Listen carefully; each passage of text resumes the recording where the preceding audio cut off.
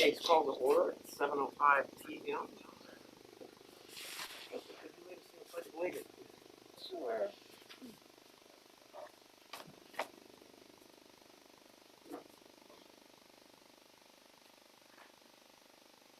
Pledge allegiance to the flag of the United States of America and to the republic for which it stands, one nation, under God, indivisible, with liberty and justice for all.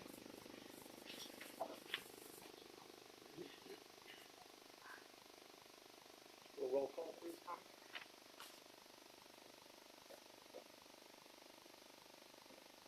Tammy Vandeventer. Damini George. Excused. Brett Oakley. Here. Michelle Nelson. Here. Jenna Ham. Here. Kristen Randall. Here. Ryan Jusak. Here. Don Adams. Here. Trista Davis. Here. James Tench. Here. Quorum is present. Dawn, could you lead us in business item 2A, the adoption of the agenda?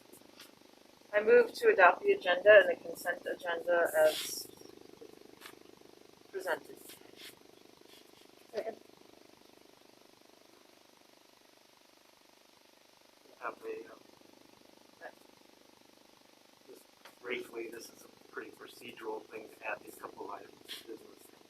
Just didn't make it on calendar and potential travel or something. I move to amend the agenda by adding 2 items under new business. A would be school year 22 to 23. No, okay.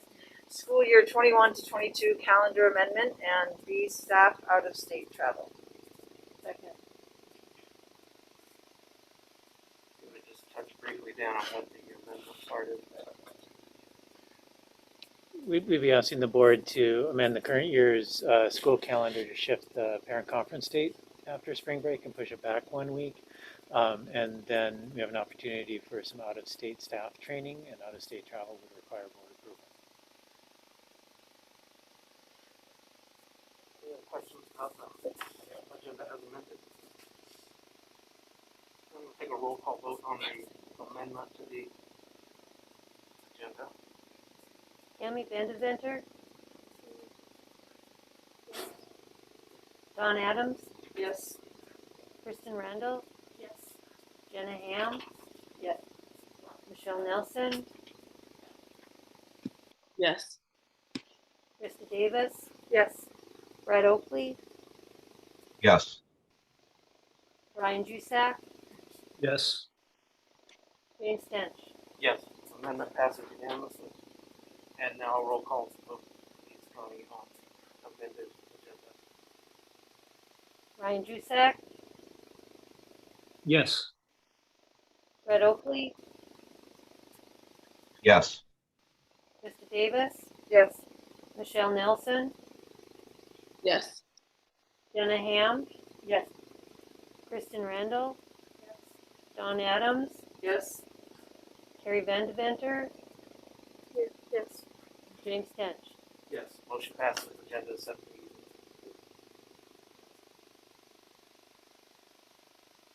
Would you like to lead us in the board greeting and reading? Yeah, for our greeting again, we're just going to take opportunity, say, and one of us will start, say good evening, be welcomed by the board, and then share something positive that's happening.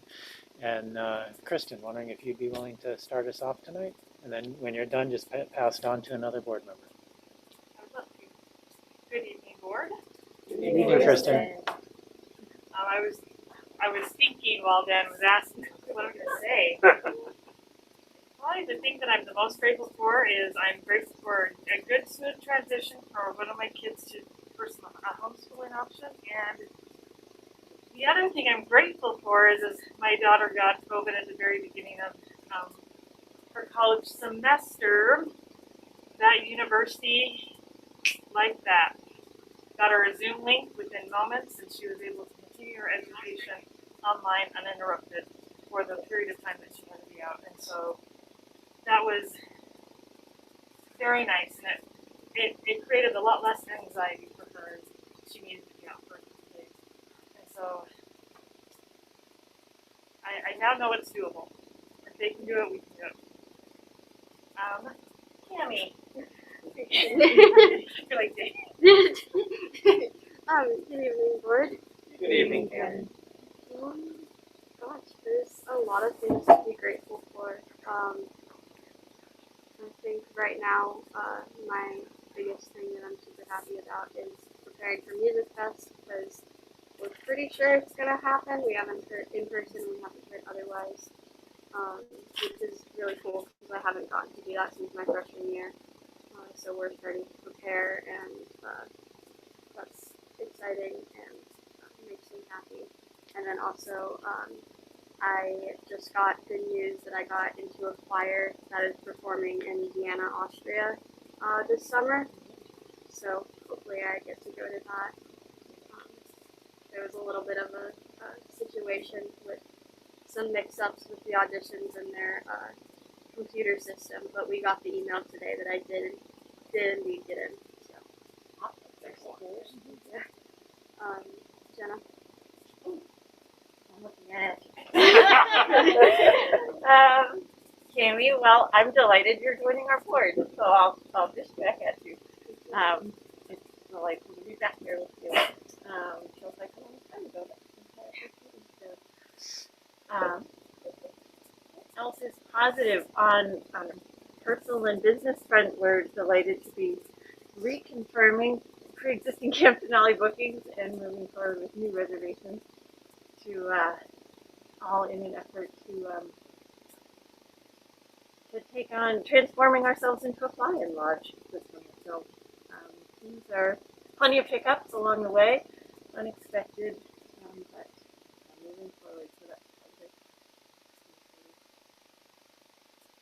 And Good evening, board. Very interesting.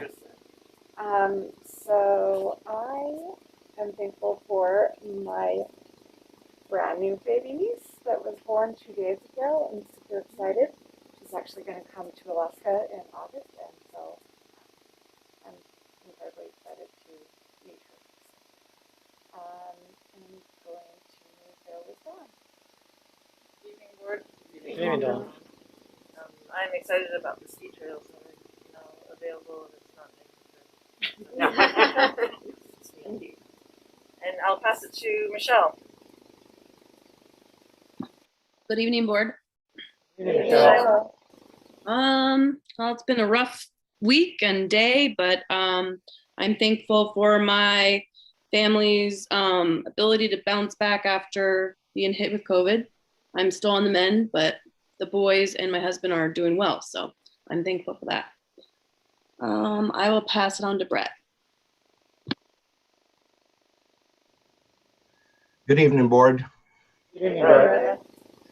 Well, I want to be thankful that we're all here tonight. We're all safe. And I'm for another one that we've had COVID hit our family. I'm thankful that they're doing all well right now. Also, I'm thankful that this week I'm really happy that I started doing web training with the AASB and really having a great time with that. And I look forward to doing the rest of the classes for the school board and learning more about what we do here. Let's pass it on to Ryan. Good evening, board. Evening, Ryan. I'm thankful for small gains where I'm healing from my surgery, but my body reminds me I'm not young anymore, so other things fall apart. But I'm thankful for that, and thankful my son's got a nice hockey trip he's on, having a good time, and they're seeing lots of cool things. So with that, Connie. good evening, board. Good evening, Connie. I guess I am thankful because I'm going to a little bit warmer weather soon, and get a little more sunshine. So that'll be good to have a little break and a little sun. Dan. Thank you. Good evening, board. Good evening, Dan. Today I opened up some lab results from doctor's visit and got good news, and it was like, all right. So yeah, it was good news. They had a little bit of worry that I actually might have had some cancer, and it was like, nope, not yet. So you're good. Yeah, they still got some of the weird nerve stuff going on in my face, but like some of those tests were like, you need to get something else checked out, and it's like, I'm fine with that. And when I opened it up, it was really low potential anyway, but it was a nice relief to get that news. James. Good evening, board.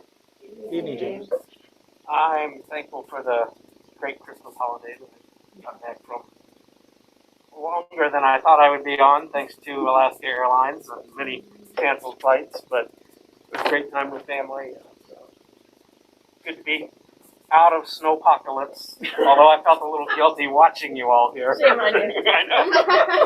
Although it was not fun to come home to because digging out through all that after it had frozen many times might have been harder than the initial digging. I'm not sure, but yeah, it was good to be with family.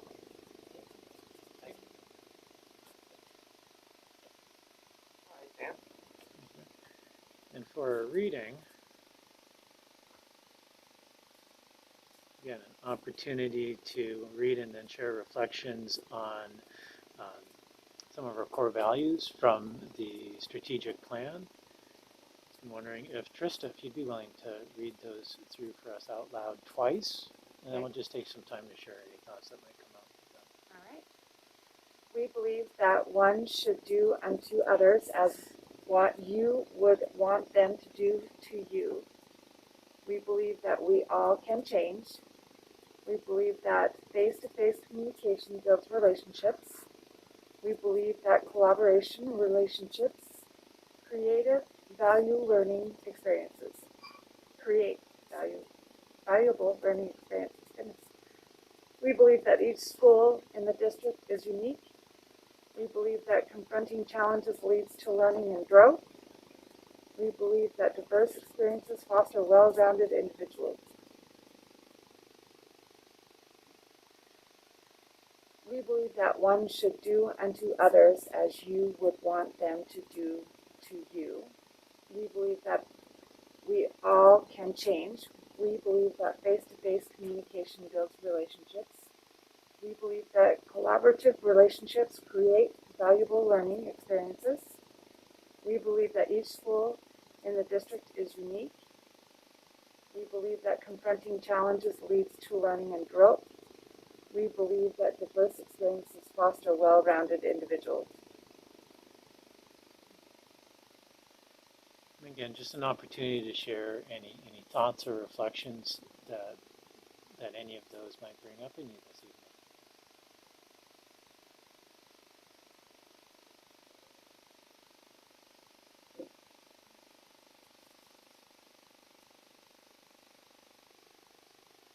Dawn? They all speak to us in different ways, I suppose, but the diverse experiences foster well-rounded individuals who have been reflecting back on just how many changes have happened in the last 3 years, personally, professionally, and how much we've had to sort of adopt a whole different way of dealing with change and how we let it affect us. I think it might take a while, but everyone's going to be well-rounded. You will have no edges on you until you get through this.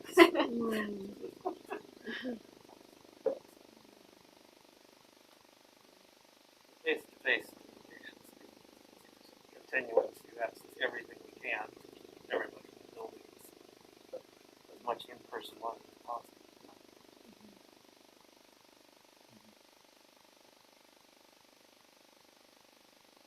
I would offer, I notice just about every day there's something that the kids say that makes me feel grateful for the collaborative relationships that they have in the context of in-person learning in the building in their classrooms that are, well, sometimes they're challenging and frustrating. they're those are, the challenging and frustrating moments are maybe equally as valuable as the ones that are really positive and feel successful right away.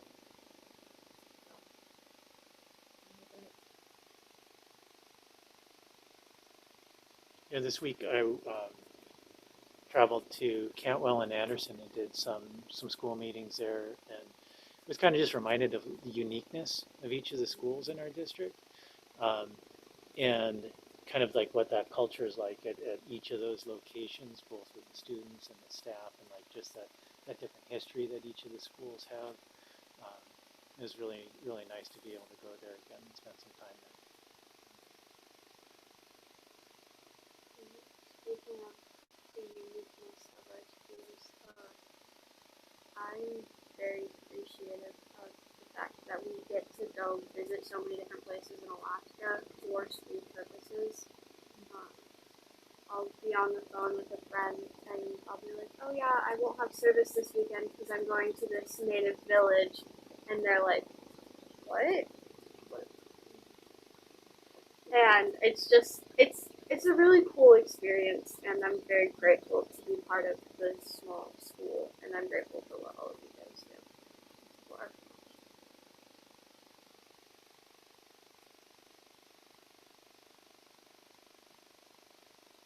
Anyone else online? All right, I think we'll move on. We have sign-ups for public comment. We should check with the audience in case they didn't sign up. I do. Okay. By all means. Just a reminder to the audience and the board that this is a time for us to hear you, not a time for dialogue. My opinion? Great. Hi, board. Nancy Pokenberger. Oh, I was going to sit there, but it's cool. And if you could try to hold your comments to 3 minutes. Sure, no problem. I don't want to talk to you that long anyway, really. Anyway, I would like to say thank you for being here, but I don't want to say thank you for making the choice still for me and my family and my children to have to wear masks. I find it ridiculous, especially Ryan's children, constantly not wearing their mask. If you guys are on the board, you guys are the example. It's a slap in the face for all of us. When we send our kids to school, half of yours don't wear it correctly or at all. I've seen them every day. I called Dan Polenta over here. Told him about my issue about me seeing kids still walking into the building without their masks on. Sorry, my asthma is bad today. As well as when they walk out of the building, they're walking through the halls with their masks down. If you are a board member, Ryan G. Sack specifically, it is ridiculous every other day to every day that I see your children without your mask on.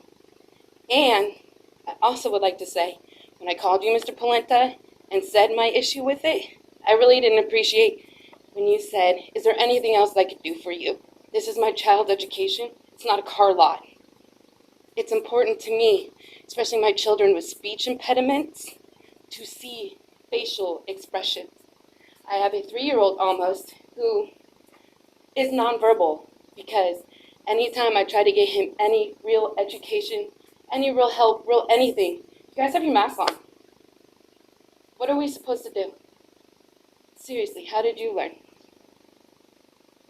You learn by example. So set the example, Ryan specifically, for your children to wear your masks and wear them correctly. If we're going to make a rule, we all need to abide by it. Point blank. Thank you. Thank you, guys.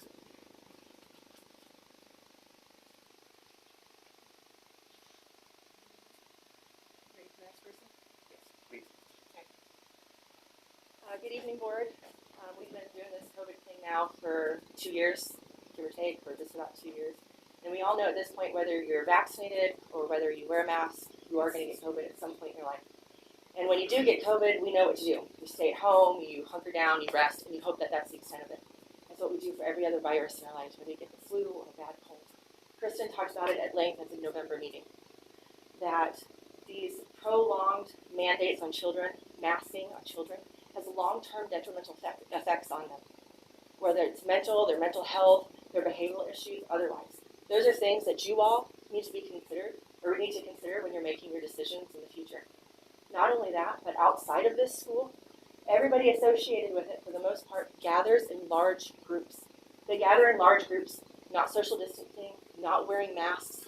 Yes. And they do so, their kids, teachers, everybody. And there's no issue there. Whether they're at a hockey practice or they're at a birthday party, they're at work. Ryan, again, at work. All these people are thrown together without a mask on, not social distancing. They have zero impact on the school. So why then are you continuing to force those same people to wear masks inside the school? Does that make any sense? It doesn't to me. You have the choice to continue to wear your mask. Nobody's forcing you to take it off. Nobody's asking for you to take it off.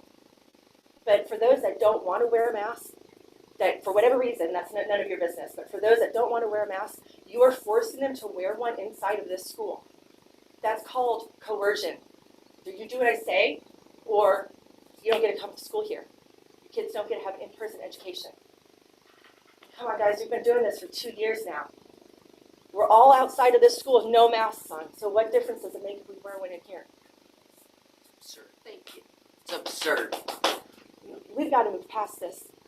We have to move on at some point. It's time we do that. There are open states across this country, and they're all thriving. They're all just fine, and they're all maskless.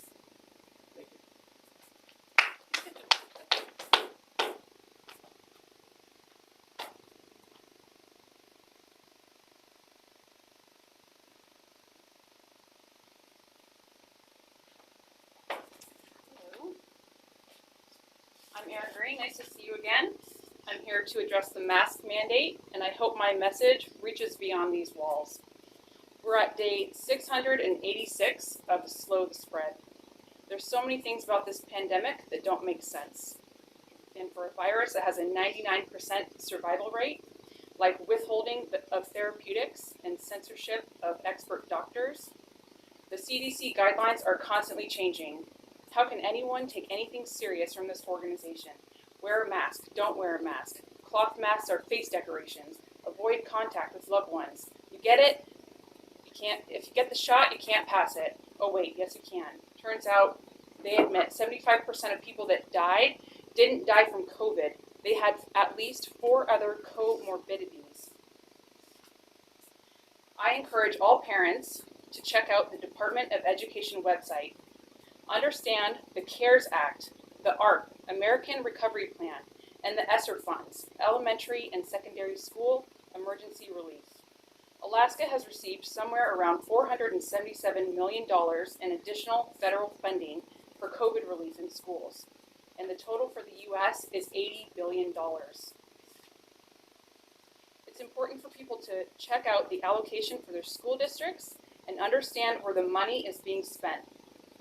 Congressman Higgins from Louisiana recently reminded us there is no such thing as federal money. It's seized from your paycheck. How much has our district received and where is it going? Is it being spent on at-home test kits? I would like to know if it can be shown that these invasive tests are safe. Does anyone actually know? Ethylene oxide. Although it says sterile, being shoved up nasal cavities without informed consent, is it safe? Google ethylene oxide. A new study from the University of Toronto in a peer-reviewed journal shows 900,000 rapid antigen tests had 40% false positives.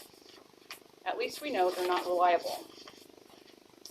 What are we doing to our kids? What are we teaching them for a virus that has a 99% survival rate? And so many of us have already gotten it. What about natural immunity? The world wants to move on. We're tired of being lied to and coerced. And not only that, we're paying for it all. So the Department of Education receives federal funding in compliance with the CDC guidelines. It's on their website, fully stated. There's never been anything written into legislation. It's not the letter of the law. But this is written in the law. Quote, our children are our offspring.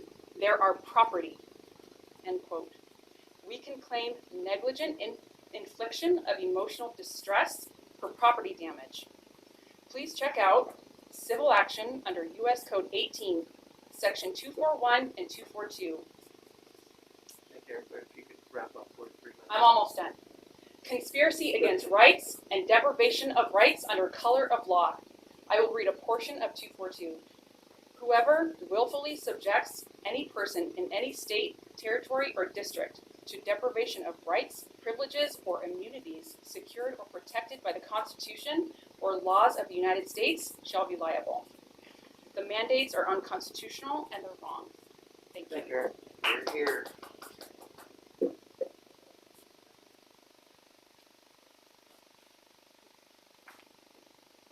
My name is Joanne Wallace. Mr. Tench, I heard you say we want to do as much as we can do to encourage face-to-face learning this evening. You have a sign, is it good for the kids? Don, you have a sign, is it good for the kids? There is absolutely no medical evidence whatsoever that these masks prevent anything related to COVID. The definition of a virus, medical definition of a virus, it is a submicroscopic entity that has to pass through a porcelain filter and still be virulent on the back end. If you think what you're wearing on your face is stopping more than a ceramic or porcelain filter, maybe we should go back to school at some point and educate ourselves on what a virus is and what these masks are doing and not doing. They're killing our children. Sinus infection, brain abscesses, no learning, they can't see. Cassie's point to speech impediments, facial expressions, all of this is being withheld from each and every one of these children. And it's your job as you sit here as the board of our schools to make sure that our children's best interests are served. And they are definitely not being served with a mask mandate.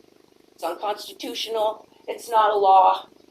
There's no codification anywhere of a law that says you have to wear a mask.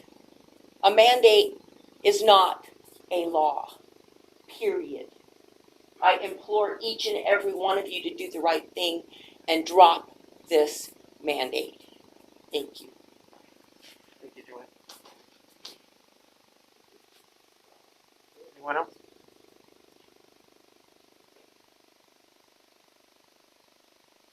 Then we'll move on to our Tri-Valley student presentation. So we have two actually tonight. I worked with teachers to get some together. We ended up with two, so I want to share both of them. And we have live with us Cammie, so I want to honor that. She's got to get home after this, so we'll have her start. And she's actually has a video. I'll hand it off. Did I connect no, I'll share it. Okay. She's going to help get it up so that it will share. If you want to give us kind of a preview. I'm part of the data science class here at Tri-Valley, and it's a new class. This is the first year it's been offered, and we're very thankful for the fact that it's been offered and that you guys approved it last year. And we wanted to show you what we've been doing and how we think this class is affecting our lives and how it is improving our lives and the possible career opportunities and stuff that we're going to get out of it. I don't want to say too much because we also have a video that I talk a lot about the same things, so I don't want to be redundant, but there's 3 people in the class right now, and we've all agreed that it's a great class and should continue to be offered. Yeah, go ahead.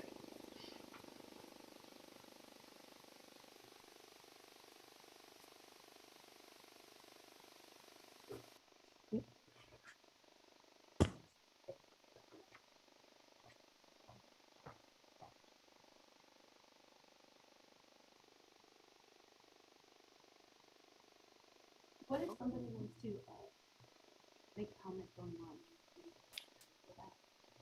Yeah, that's right.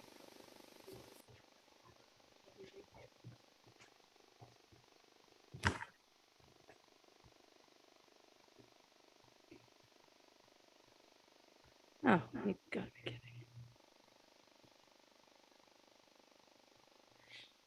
kidding.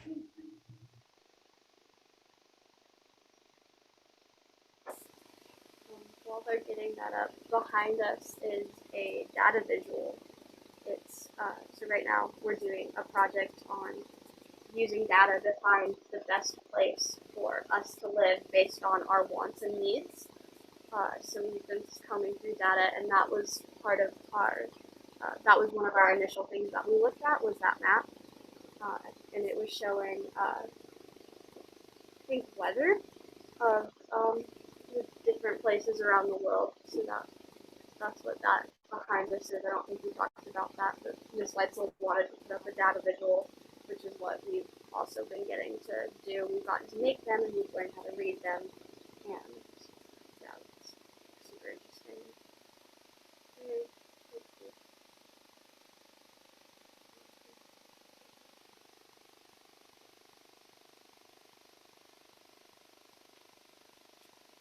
Justin, as we kind of work on the screen sharing portion, we do have a member of the public that joined online or signed in just after Tammy's notes. President Tench, it's okay to bring in my screen and share his comments?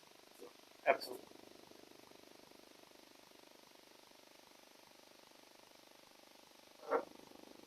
Mr. Green? If you can hear us, you're still muted. We are ready for your comment.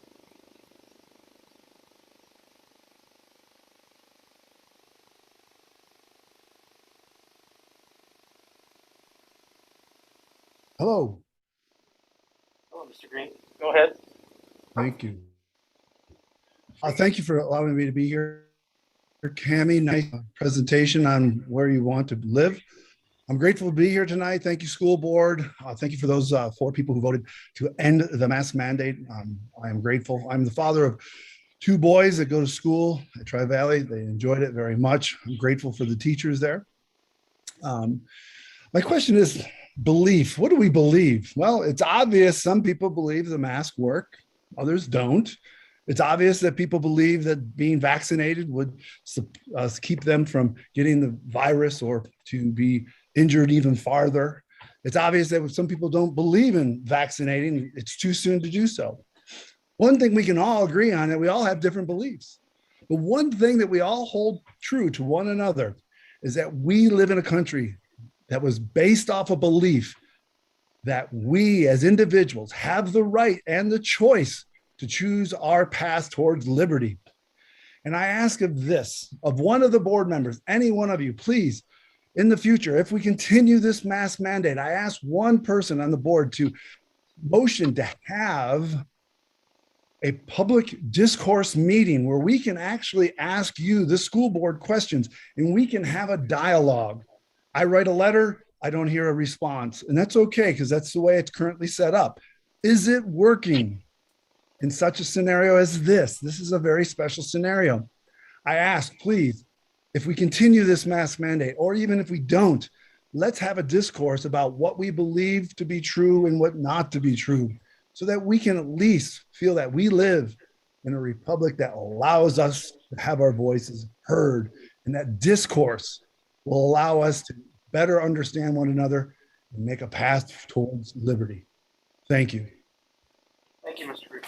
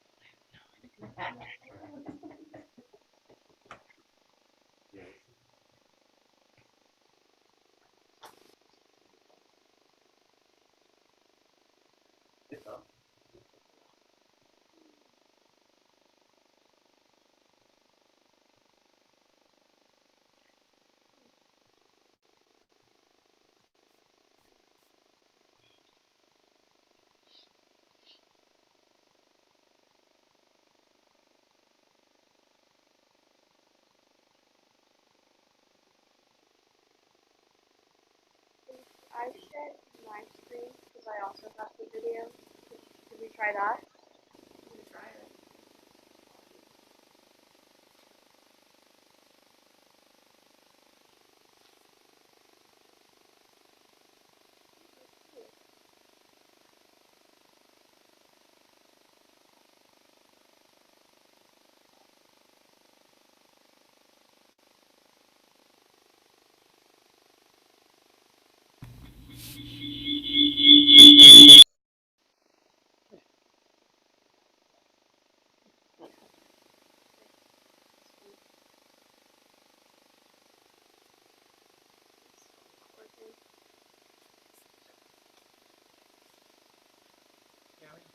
If you email me the presentation, make sure to move that so that the board and the public can be able to watch that and put that in this location on their doc.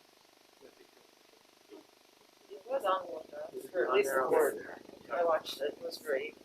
You guys are missing a really good video. Is there anything you would just like to speak to right now about it? I mean, this is kind of your high level overview. Sure. So basically for our video, we just answered a couple of questions.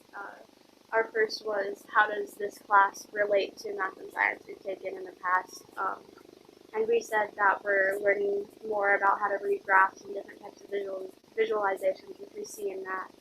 And then also, we're kind of following something similar to the scientific method as we're taking our data or looking at data as we're reading it. Yeah, I can just play the video and I'll stop. So we both agreed that this class is incredibly useful for pretty much every career, because now a lot of careers use data, and so part of this class is we're learning how to read data, how to know when data is misrepresented, and how to know when data is the representation is true. It also has us problem solve in kind of a way that we felt we don't get in a lot of other conventional math and science classes that we've been offered. So, which is really nice, because as a teenager, there's a lot that is expected of you, and one of those things is you should just know how to problem solve. And this class really goes over that. So not only are we learning how to problem solve for our class, but we're learning how to problem solve in life as well.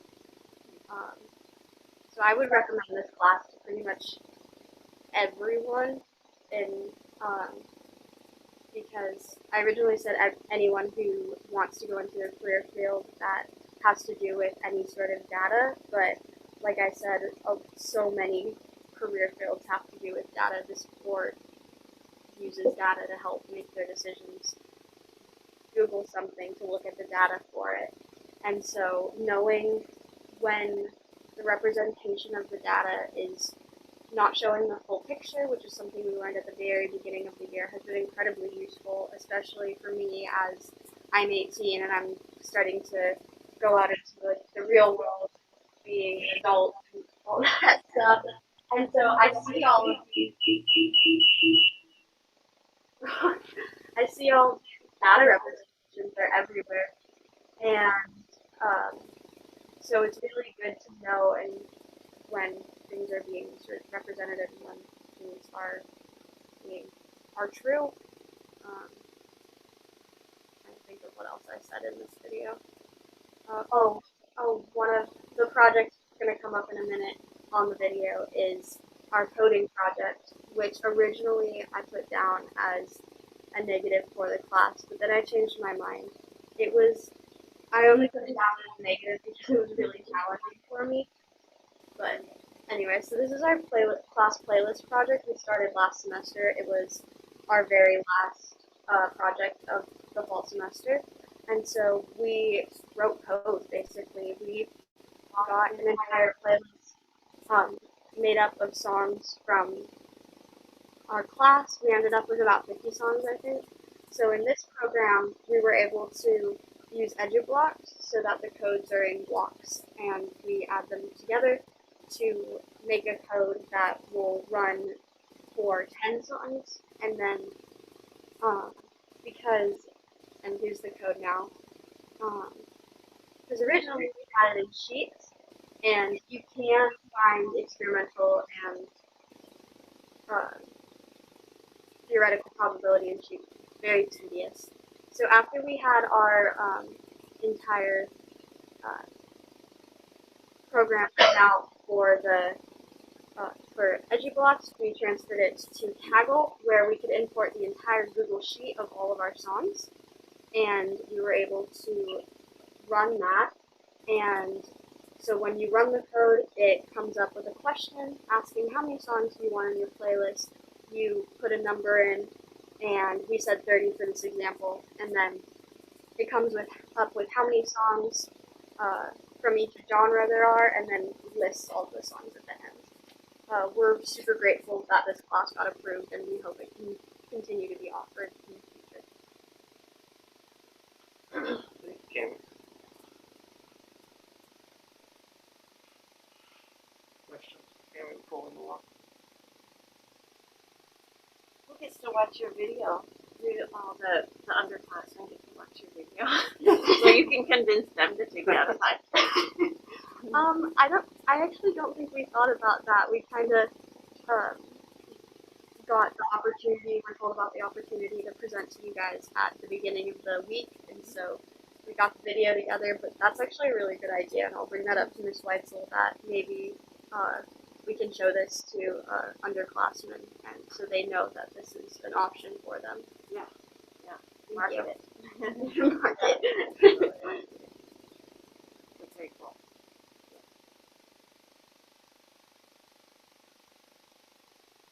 Guess we'll move on, and maybe you have a second student, I think. Yeah. So our second kind of related student presentation is fourth and fifth grade students that in the tech project actually also coding, as you see, and there are some embedded videos that I think we'll skip. They're not necessary to really get the gist of it, and there are also tangible physical examples at the back of the room of what the students produced. Sorry, this back. With you can actually see the code that they wrote, and then you can see what they were able to produce in 3D printing. And so they were actually given Keston, you have the. Do you want me to just do it? Yeah. And Keston actually got to see a snippet of this as she stopped at the park today, one day. Actually see the students doing something. You want to share your impression?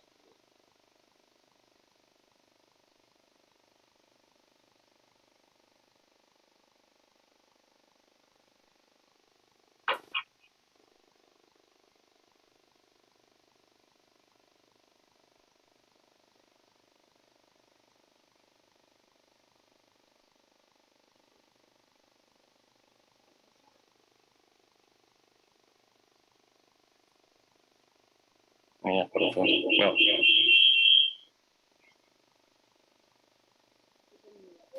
So they were given pictures of snowflakes. This was just prior to the Goodness.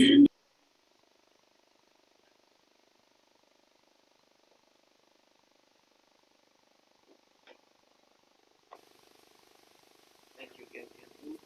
I'll get back on once I get home. No, that's fine. Oh. do what you need to do first. Thank you.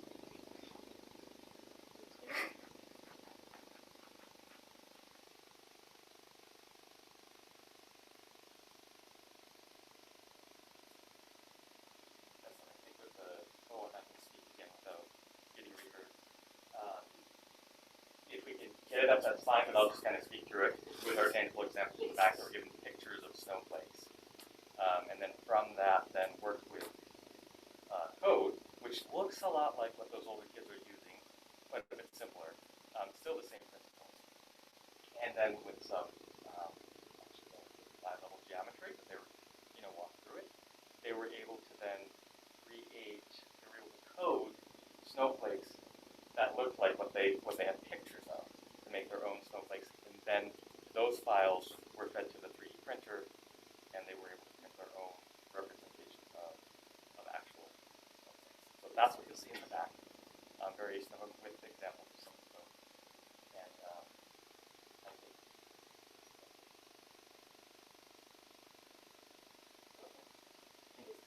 Is that up on board doc as well? yes, both of them are there. Thank you, Connie, for putting them up there. Flurry of code. That's a good name. All right. Thank you, Nathan. Any questions before we move on?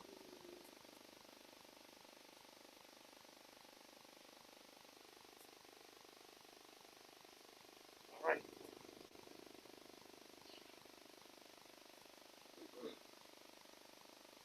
Everybody get a chance to read over the mayor's report? Any questions you had about that?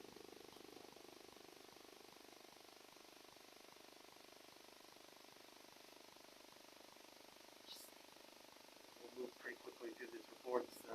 Moving on to the administration reports, section 7. Everyone get a chance to read the school reports. Do you have any questions for Dan regarding those? No questions. Anyone online with questions?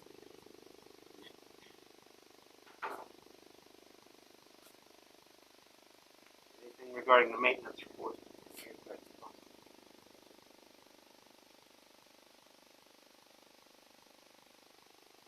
All right, very good. Let's keep moving. Item 8A, the committee reports.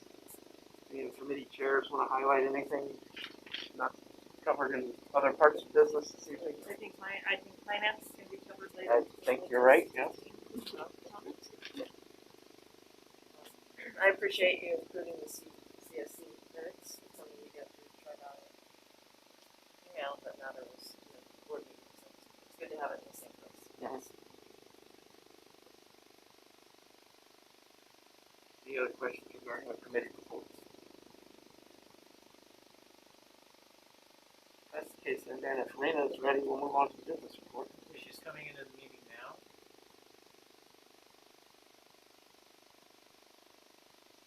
Good evening, Rena. We're ready for the business manager's report. Good evening, board. Oh, Rena. All right. All right. I have my report right here as of December 31st. I could not believe we're already half through the school year. And this is the last month for the 2021 year that I will be reporting. As you can see, it's the December 2021 column right here, actuals. The $15,000 there for the local sources is actually our GVEA capital credits. We get it every year, and we record it as a local source revenue. And then the state sources, we have our monthly foundation money. And then you will notice on the expenditures, you will see some negative amounts there. And don't worry about that, because those negative amounts are adjustments to our expenses because of our grants. December is the time of the year where I have to adjust some of our expenses to offset against the grants that we have. And since most of our grants did not get approved towards the end of December, I have to make sure that before I charge any expenses, the grants are approved first. So now this is the time where I adjusted our expenses. And since some of them, they're like huge amounts on ARPA grant and Title 6B grant, which is the special education grant, some of them resulted into negative amounts, and which means it's a reduction on our expenses. And as you can see, there's like a couple of them there. that you will see negatives, but it will go back to a regular expense next month. So those are just my adjustment every quarter, as you can see there. And then the second page is just showing the total actuals and encumbrances. Right now, we don't see any variances. It's still kind of early since we just had our budget revision like 2 months ago.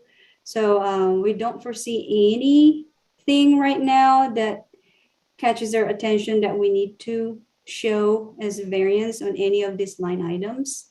So that we will start seeing that towards the end of February or March. Then I'm gonna go to, this is just descriptions of all the items, line items. Right now, nothing to report. This is the grant page. As you can see in the last month, most of them have had zeros, but now that I adjusted most of them for our second quarter reimbursements, you will see a lot of expenses on our grants. Right now, you will see a huge expense on our Title 6B. We started spending our ARPA, right, which is the fourth page. And this is, we created a specific page for this one so we know and what are the COVID grants that we get. So the ARPA, we started spending it after it got approved last month. And then our DHSS as well, which is the screening testing grant, in our emergency connectivity fund, which is specifically for our MiFi devices that we provide to our students. Right now, we're looking good at our grants. We just have to keep up on what we need to spend, and we have to plan ahead of time. So we will spend it before June 30th of this year. And some of them we can carry over. Some of them it's restricted. We cannot carry over. So we have to watch out for those. And then the last page is normally the bank balance and the fund balances. As you can see, we keep our operating account at $1 million. And then our business interest sweep account has 5.8 million. And our interest earned for the month of December was $180, which is, you know, we're getting there. It's still not what we're looking for, but I'm hoping for better interest rates next time, maybe, hopefully, or we're gonna have a better year this year. Our operating fund, we have almost $3.5 million. Our transportation fund is down to $400,000. We will continue to receive revenues in our transportation fund through the end of the school year. Our capital projects fund, I don't think there were any changes since last month. We do not have any capital projects that are or is outstanding right now. No bills outstanding. So it's almost $950,000 left in there. Our student allotment reserve, that's the carryover from last school year. We are not updating that amount. It's just a reserve sitting there. And then the student allotment for this year, as you can see, it's less than 1 million. The student allotments are being spent by our homeschool students. So it's down to $950,000. I think that covers everything on my report. You're welcome to ask any questions. Thank you, Rena. Question?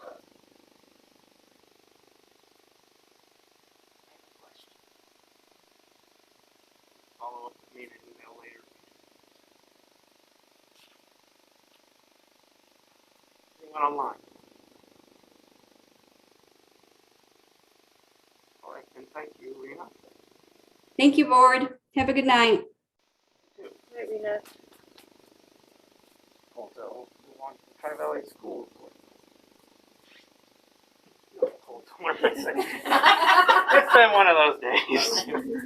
Hello, Mr. Pitt. Excuse me. Sure. can take over this. Give me a break. Go ahead, Dave. Thank you. So I've shared my report with you, but of course I always like to flesh a few things out and maybe highlight some things that are in there as well. And also I want to add to recognitions our students and teachers that were involved in trying to bring presentations to the board. I'm glad that Cammie was here because they were supposed to have basketball and they weren't. She wasn't supposed to be here, and that was the idea behind getting a video ready. Talked about it a couple of weeks ago, and so then they were producing and wrapping it up, and it's great that she was here to help share that. I saw Melanie in the hallway earlier, and I said, "Hey, great video." Oh yes. So I want to thank them and Ms. Weitzel for working with them on that. And then, of course, support the fifth grade classes and Ms. Ward for doing that work and then sharing it. This is something that we've, not just for the board, right? Not just to share with the board what we're learning and how we're learning, but with everyone. We've been talking about it with staff, like how do we tell our story of learning? How do we help people see what we're learning, how we're learning? And having the students tell that story more and more too, which kind of moves into another one of our big topics that we've been talking about and we're really excited about. I've mentioned a few times in the report about student-led conferences that we have coming up this spring. So what we normally have scheduled as parent-teacher conferences, this we're shifting. This has been a plan for a while. We've been talking about it for a while. Now we're really sitting down, digging into it. Okay, we're going to do this in March. What does that really look like? From the teacher side, from the student side. The beautiful thing about it is that it involves so much more than just a student coming to the conference, sitting there, and being a part of the conversation, a student-led conference. And in order for them to do that, they really need to understand and be able to explain what they're learning and provide artifacts and illustrate that. So we're really excited about that shift. It's stuff that we've been talking about for a while and moving towards, and now to have kind of a solid timeline of where this is when we're going to do this. It helps shift some of our thinking and some of our moves, even at the classroom level, the student level, for how we can do it well. So we're really excited about that.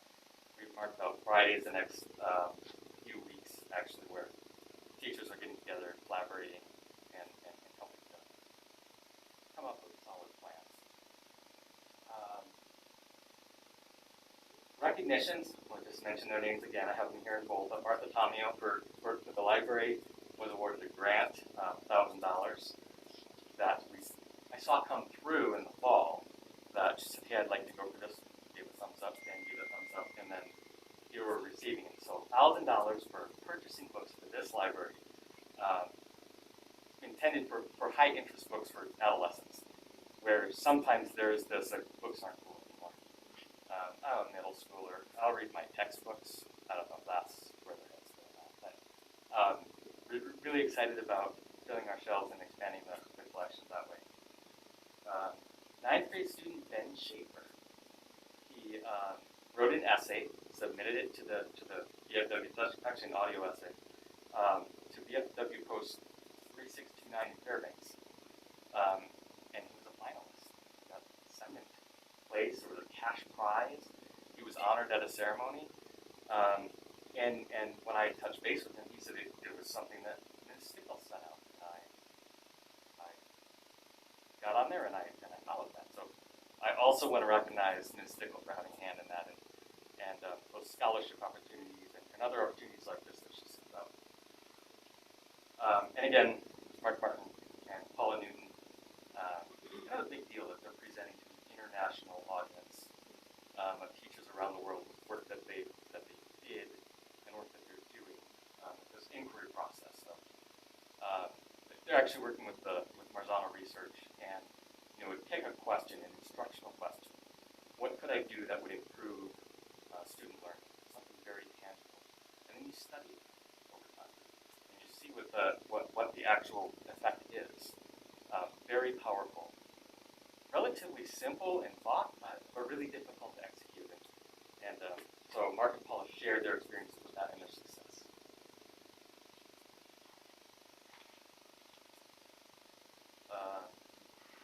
Student activities, I mentioned hockey traveling. We heard it earlier. I think Ryan was mentioning hockey traveling. Saw pictures of them at the Capitol, and an extra thanks to Representative Mike Ott for hosting them. And heard Cami say, some of the opportunities that we have at our school, where it's traveling somewhere for maybe there's a basketball game that you're going to or a tournament, but you're also going to another community and making connections with students there, and making connections with another employee. And here our students are in Juneau, getting to visit the Capitol, connecting with our government. So I appreciate that, and we recognize Tina Graham in helping coordinate some of that too. Middle school volleyball, sorry. Got Gabby Lundberg here, coaching. And again, I'll just keep saying Peggy Menke's name for helping with activities through this year. She's amazing. And just really is on top of it. At our tournament this past weekend, our girls team brought home the sportsmanship award. Both teams fought hard. It was a tough tournament. We had teams that came in at the last minute. So it was challenging all around, but we made it happen. And I have a list of people that volunteered at the tournament. I'm hesitant sometimes to write those down and publish them because I'm always worried that I'm going to miss someone. And this time I just said, you know what, I'm going to do my best to find everyone that I can. So apologies to anyone that I missed. But I've got a good list there of folks, and a lot of you are in this room, actually. So thank you for being there, and so many that made that happen. And really the bottom line is volunteers is what makes our events happen. So really want to thank volunteers.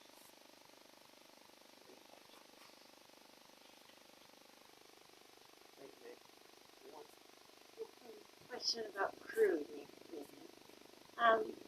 I hear little snippets from my kids about crew, whether they like it or not. And I'm just curious, here at Tri-Valley, in the different manifestations of crew at the different grade levels, which, in your view, seems most successful? Is there a particular grade level for which crew resonates and works and is successful from the teachers and the students? So I'm not going to. Here's part of the challenge with crew is that for older kids, it's a lot newer, and especially as we've changed it. When I arrived, crew was a title for a class that happened on Friday that was just a class, and that's it. Which was a good thing, right? That wasn't a bad thing, but that was crew.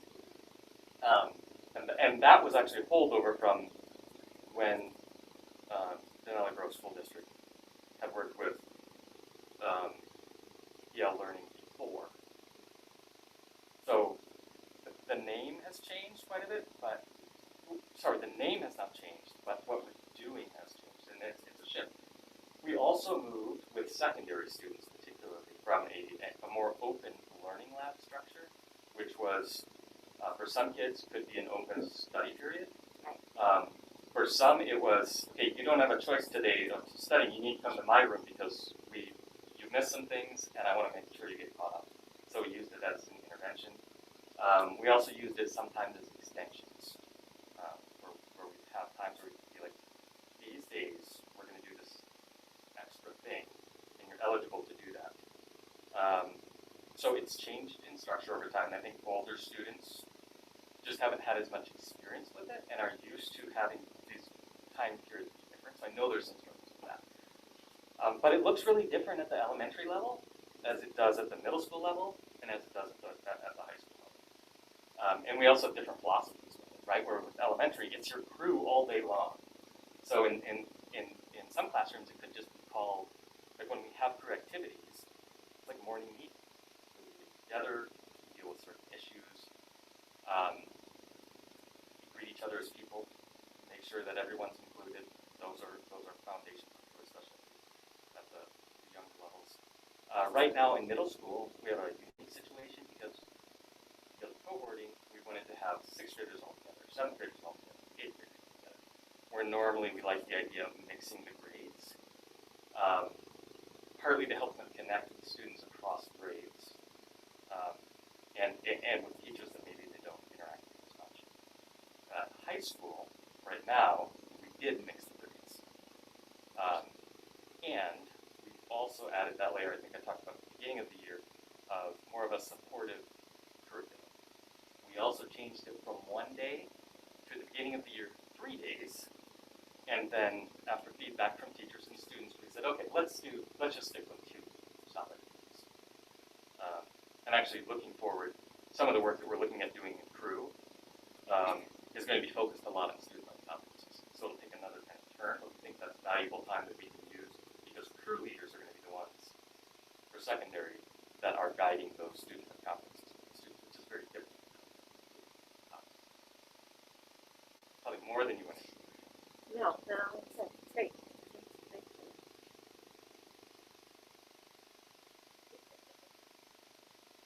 Any other questions?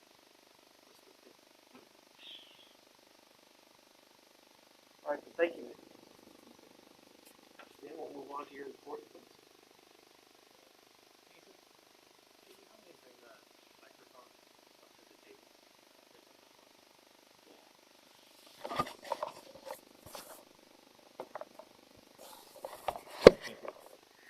So I'll make some additions and highlights to my written report and start off again just with kind of appreciations and acknowledgments, and really want to thank Mark Martin, Paula Newton for their work both last year when they were working with Marzano Research on their inquiry project and actually piloting that work with the Marzano group so they can roll that out to other districts and support teachers more broadly, but then also to that presentation at the International Congress of School Effectiveness and Improvement.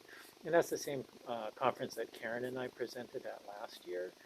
So they were able to present there along with Danette Parsley from Marzano Learning. Also, again, the congratulations and appreciation to Martha Tomio receiving the grant for the Tri-Valley School Library.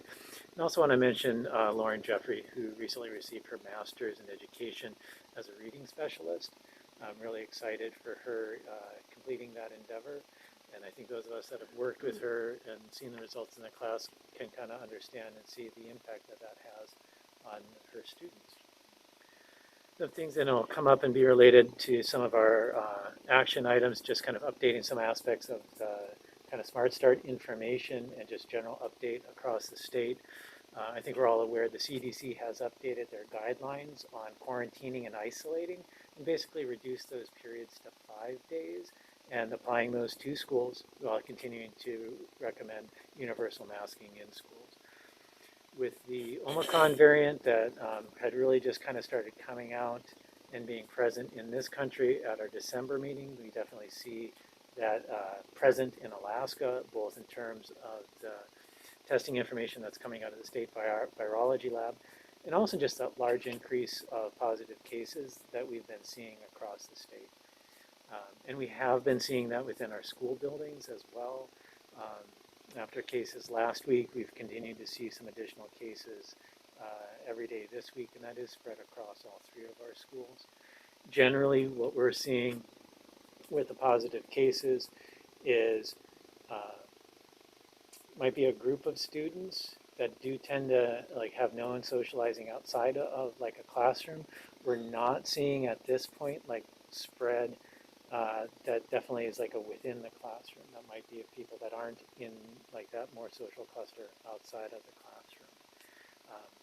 And that experience of cases within the school is not unique to the Denali Borough School District. I've been on several meetings with superintendents across the state, and that's a common thread of the conversations with schools in many districts switching to an in-person model, sometimes due to the number of students that are either testing positive or close contacts and still needing a quarantine, or just the impact on staffing levels that are being experienced at some schools.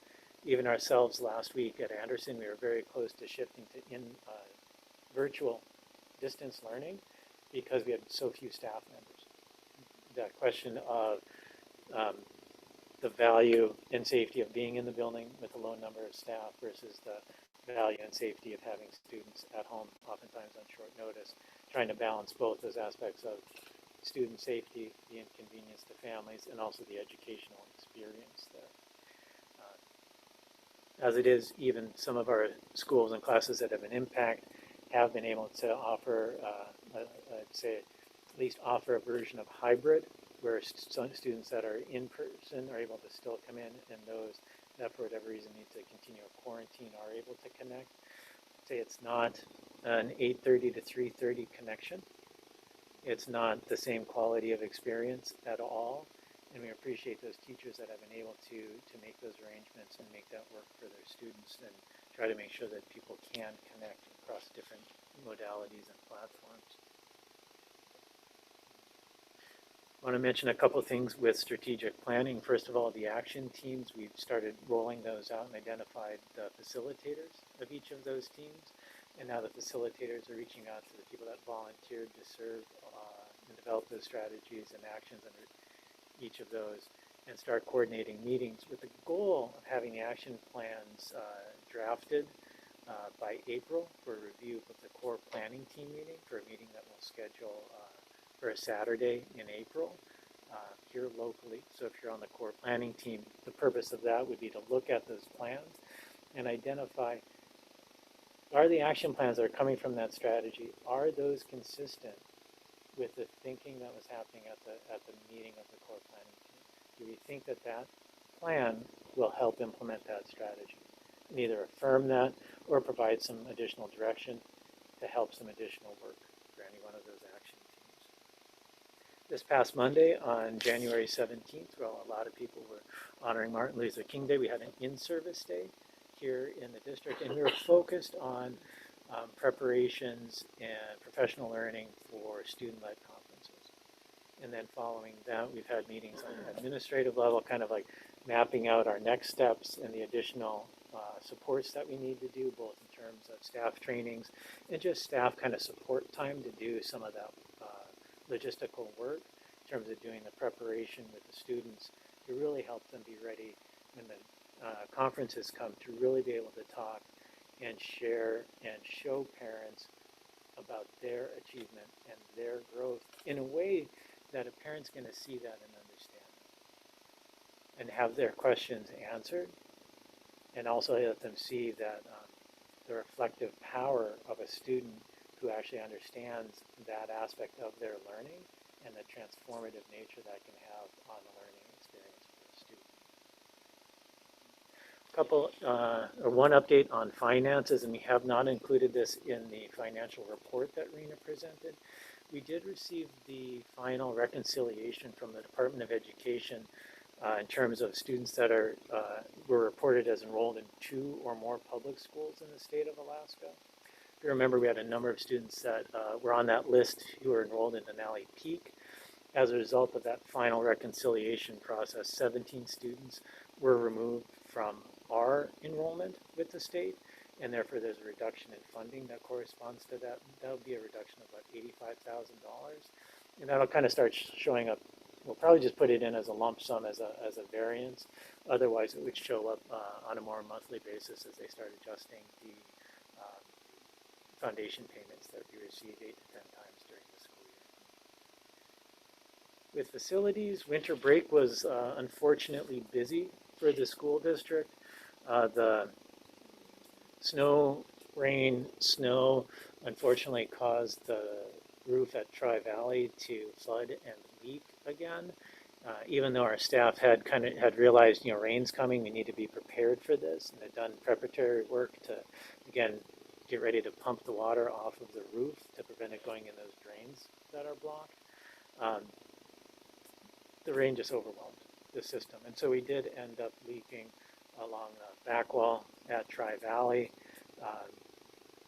We were able to get that area, in a sense, we lucked out in that it froze so that we didn't have the water on top. We were able to get those areas dried out, sanitized, disinfected, clean, before students came, and we've done some follow-up work with that in one room where the teacher was still reporting something doesn't quite, something's a bit off. We've done additional work, especially going up into the ceiling spaces to try to take care of that. Curtis also took a look at the strength rating of the materials in the roof to take a look at those I-beams and supports that are getting wet. We confirmed the, per pounds per footage load that those beams can hold, calculated the weight associated with that depth of ice and snow. We are well within the tolerances. So even if that water has created a slight degradation in that strength ability of the materials, the building is still solid. It does leak though, and so again, it's really a sign that the roof needs to be repaired. I'll be talking with Curtis in the coming months and possibly come back with the board as to whether or not we move into a design phase for that. Even though again, the projections for receiving funding from the state for capital improvement projects is not particularly good, because our roof renovation project in Anderson that is completed has still not been funded by the state of Alaska.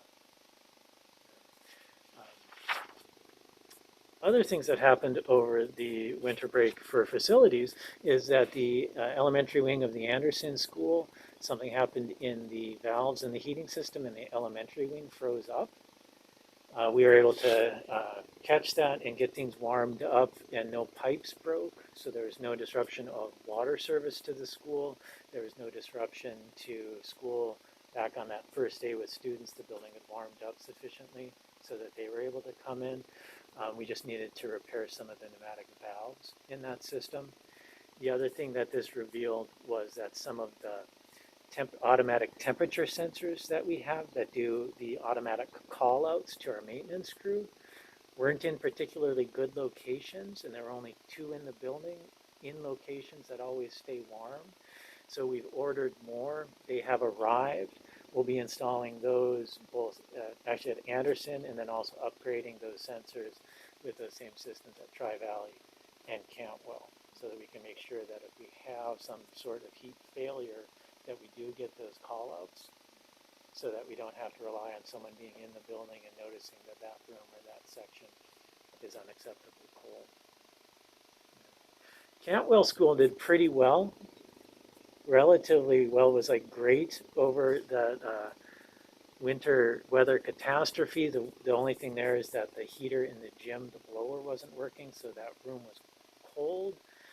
In terms, it was cool. It was well above freezing. And then I do want to note that Jenny Mason, who was down there, just through her connections both with our staff and parents and community, just was able to kind of monitor the Cantwell community and just kind of was on standby in case we felt we needed to open the school up as an emergency shelter. I know the community center McKinley Village did offer that for some people, so we did think about that for Cantwell. And she said most of the people, everyone in Cantwell is really ready for stuff like this. But we still were well, let's think about this because we might have to do it. I know that we were working on that blower, I think, this week. But again, that snow has kind of pushed a lot of that maintenance work out. The Anderson water heater that was being replaced, because of all the work that we had to do over the winter break, we didn't do that over winter break, and we just installed that. It's supposed to go in today. When I was in Anderson yesterday, we could hear the drills and things removing the old one. And again, that's going to be an electric water heater replacing a fuel heater that also is a heat exchanger. So it's going to pull excess heat out of the boiler room, heat the water, augment with the electric. So we should see a mild reduction in those utility costs.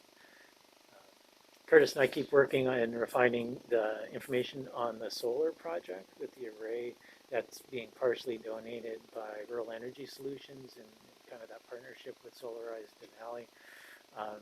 We've pretty much narrowed the proposal down at this point to a 46 panel installation. At that point, the total cost is about $70,000 with a donation from Rural Energy Solutions and the anonymous community donation, bringing that down to a little bit above $40,000 for the district.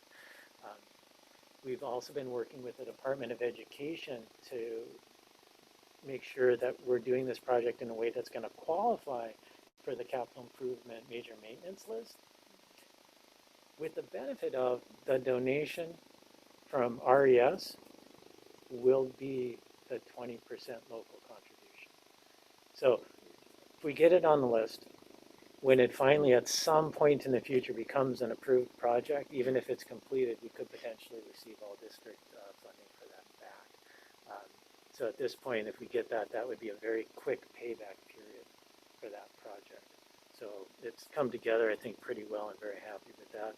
I think long term, it looks to reduce our electricity costs about $5,000.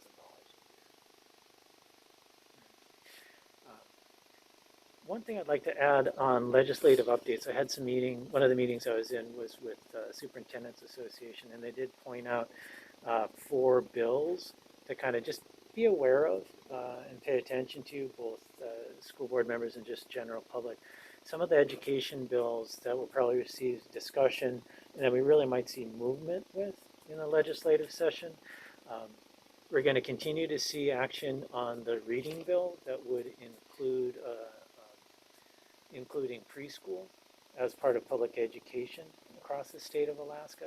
That bill's been in conversation in the legislature for 2 years. I have a feeling that it's very likely to pass in some form this year. There's conversation right now about a new bill that's been introduced, being carried by Representative Sponholz, proposing a constitutional amendment that would take the share of permanent fund earnings that goes into the general fund right now, and then split that so that a portion of it goes specifically to pay for public education in the state to fund the base student allocation. If that were to come to pass, the current valuation is that it would fully fund the BSA plus a little bit, and through the growth of the fund, potentially inflation-proof the BSA as well. So it has some interesting components to it. Representative Story out of Juneau is also introducing 2 bills. One is simply a straight increase to the base student allocation. That would be an increase to our per pupil funding to students across the state. And the other bill that she's introducing is a measure that would inflation-proof the BSA. And so rather than, like right now, being in a period where the BSA has not increased for 7 years, it would have a mechanism whereby it would increase along with inflation each year, so that those purchasing power would continue year to year. Some updates on personnel. I do have, unfortunately, some additional resignations to announce at this time on certified staff. We know right now we are advertising for a special education teacher related to the long-term leave that we provided for Johanna Sestito to pursue the Fulbright scholarship opportunity she has. I've also accepted the resignation this week of Lauren Leggersmith, teacher at Tri-Valley, 6-year employee of Denali Borough School District. She and her husband Alex have just decided, it's time to look for some other opportunities, and I think more specifically to relocate a little bit closer to their families. And then earlier this week, I also accepted the resignation of Mary McCall, special education teacher at Tri-Valley. She's worked in our district for 9 years. Mary's retiring, and she and her husband Bob's been retired for a while, and so she and her husband are going to retire together now, and again, I think take some transition and be closer to their families so that they're able to spend some time with children and grandchildren. On classified staff, well, we did hire one staff member tonight during the consent agenda. I also accepted the resignation of Joe Kovac, a 12-year employee of the district, who's a custodian here at Tri-Valley. Joe is also retiring. Again, her husband's been retired for a bit. So I'm not sure if they're planning on moving or if we'll still get to see her walking around town every day. I know that I'll miss her just when I come over to the school after hours and she's there. It's always nice to just see her and say Also, we have in writing, and it's been announced, but we've also accepted the resignation of Principal Pitt and have advertised and are beginning to review applications for that position as well.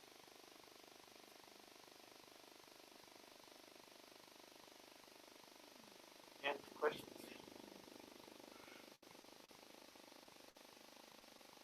Online with any questions?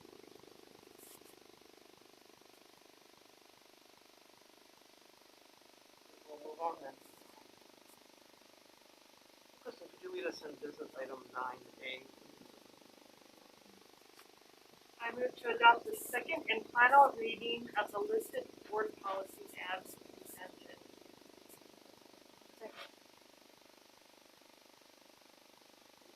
Discussion on this before we vote? I would just mention that the changes, that if you look through, you saw what the changes were in 8200 and a couple of the other ones that are related to community school committees are just trying to reflect kind of our current relationship with the CSC. And then I would just draw someone's attention to the agenda meeting materials in 9322. But I don't think we consider either of them controversial, just those were the ones that had maybe more changes. Otherwise, for the most part, we're ready. Any other questions before the vote? Connie, a roll call vote, please. Jenna Ham? Yes. Michelle Nelson? Yes. Brett Oakley? Yes. Ryan Jusak? Yes. Krista Davis? Yes. John Adams? Yes. Kristen Randall? Yes. James Tench? Yes. Motion passes unanimously. John, could you lead us in 9B? I move to adopt the FY23 school operating budget as presented and advance to a third reading at the next school board.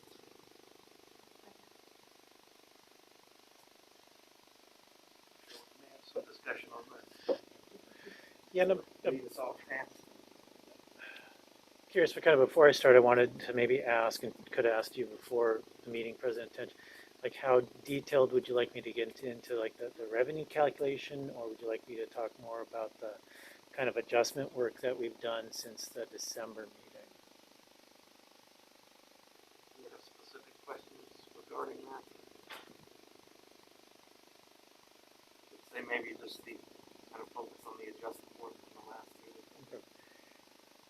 And so kind of starting off, if you remember the meeting in December, we talked and did a presentation. We were looking at a pretty significant projected deficit at that point. And based on kind of recommendations from the Finance Committee and discussion at the board meeting, we did some kind of changes to that. And then you directed me to look at 3 different scenarios to try to say, well, hey, what would this start looking like? So the first big change that we did from the December to the January presentation is we have asked the borough now for what would be a full contribution. So in December, we were asking the borough for about $2 million, which is a reduced amount from kind of our traditional level of funding because of that shortfall that we know the borough has received in overnight accommodation tax. And we've increased that request to $2.7 million in the presentation. And then in reviewing that in more depth again today with Rena, I noticed a calculation that was off a little bit, and actually feel that that final number could be $2.8 million that we'd be requesting from the borough. So that does a lot to shrink that big deficit that we saw in December. Still would have left us with about $400,000 for FY23, projected again to grow kind of with a status quo approach to expenses to about $800,000 in FY24. The school board said, okay, as you move forward with the second reading, we want you to look at 3 different scenarios. We want you to look kind of big picture at what is a scenario of expenses that's going to balance this budget, operating as we do with 3 K through 12 sites. Okay. schools in each of our communities. What does that really look like though, in terms of how do you balance a budget to do that? You also said, let's think something really different and say, what if our two smaller schools are like K-5 schools, but we transport our middle school, high school students into a single site? What does a budget look like if we do that? And then you also asked, what would a budget look like if we just had one K-12 site? In our discussion, the board also moved and said, please directed the administration to consider a full USDA lunch program. So we've done kind of work through that. And also following the direction of the board was schedule meetings at each site, talk to the staff, talk to communities. And so I've started those. I was able to meet with Tri-Valley staff, Tri-Valley CSC. I met with Cantwell staff. I still need to schedule a community meeting there. And then Anderson staff and community combined. And in those meetings, I shared information kind of with that budget projection and just saying, like, here's a projected deficit operating as we are, and projecting that out a couple years, because that first deficit's possibly manageable within smaller changes, but if we look and see that gap growing, we start to run into problems. And shared with that, and then really just tried to have a conversation and listen to input and ideas, and was really working on like not getting too much into detailed responses to questions, unless it was just very small, very technical, to try to just see how that question led to an idea or suggestion. And so in the documents, I've also shared a summary of the ideas that have come forth. And that's a summary of ideas. That's not any sort of judgment or rank from the group. There were times that in those conversations, people said, here's an idea, and I don't think you should do it. Like, I think this is bad, but you could do this. I don't want this, but here's something. And I appreciated that, because it was just a willingness to brainstorm those ideas and just put them out there. What I'll be doing and want to do in the next weeks is go through those and look for what are things we can just start working administratively, what are things we've already done, are there items that show great potential for achievable with big impact? Are there others that might be a lot of work but very low impact on revenue or expenses, like trying to find where are the things to try to focus on and prioritize. The budget in terms of the numbers that you're seeing right now are done prior to those conversations. I described it, I think in one context, it's very much a hacksaw approach to things because it hasn't been refined, but it says, let's start saying, what do these scenarios really truly look like? And so that's what's also presented. And if you're in the slideshow, that really goes into scenario 1 with 3 K-12 sites. Because one of the things that the board said was look at a 1 or 2 year plan. And through working with this and a recommendation from the Finance Committee was, for FY23, continue with scenario 1, our 3 schools as we have operated in this district for many, many years. If we were to do something different, project that out further so that we can do the deep preparation work that would involve such a big shift. As we went through and did those changes and kind of walked through things, we started to see that budget gap shrink significantly. One of the recommendations that did come from the Finance Committee, and I heard it at many of those meetings, was concerns over the cost of implementing a lunch program at this time. That, again, the information I received in conversations with other road system superintendents is that they usually spend money out of their operating fund to operate a lunch program, and that's even after you get reimbursement from the federal government, from the U.S. Department of Agriculture.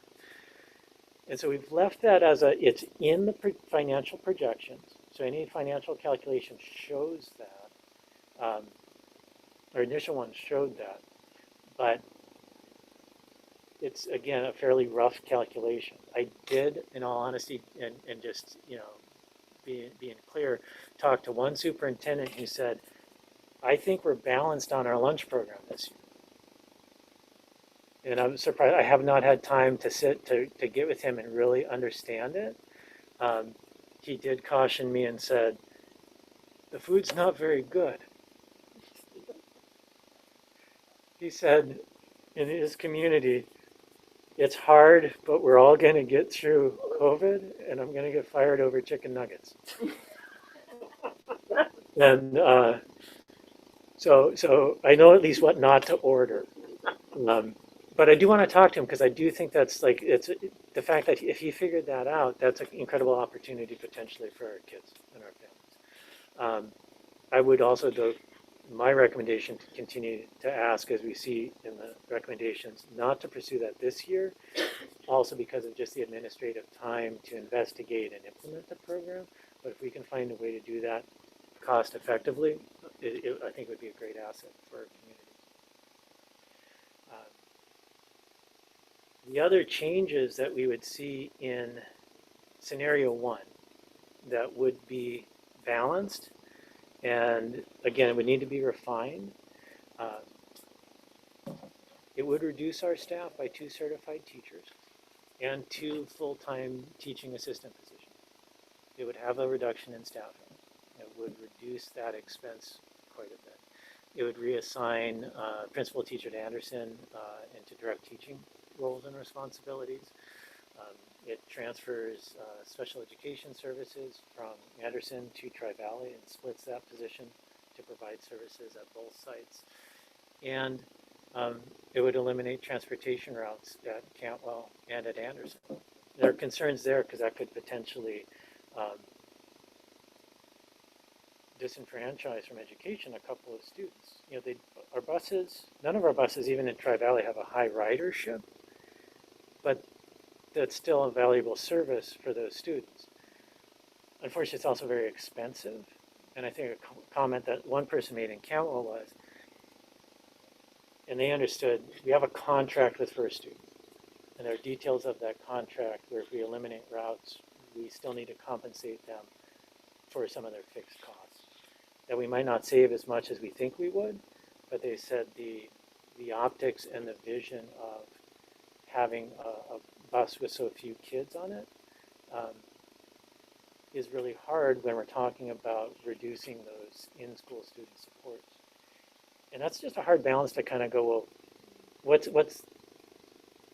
the in-school support, but the student isn't in school to get them. There's a hard calculus there. We can help the families by providing payments to the families for on a mileage base to support them to bring their children into school, and hopefully that would moderate the impact of that. But we know that would have an impact on potential attendance, participation for a small number of students.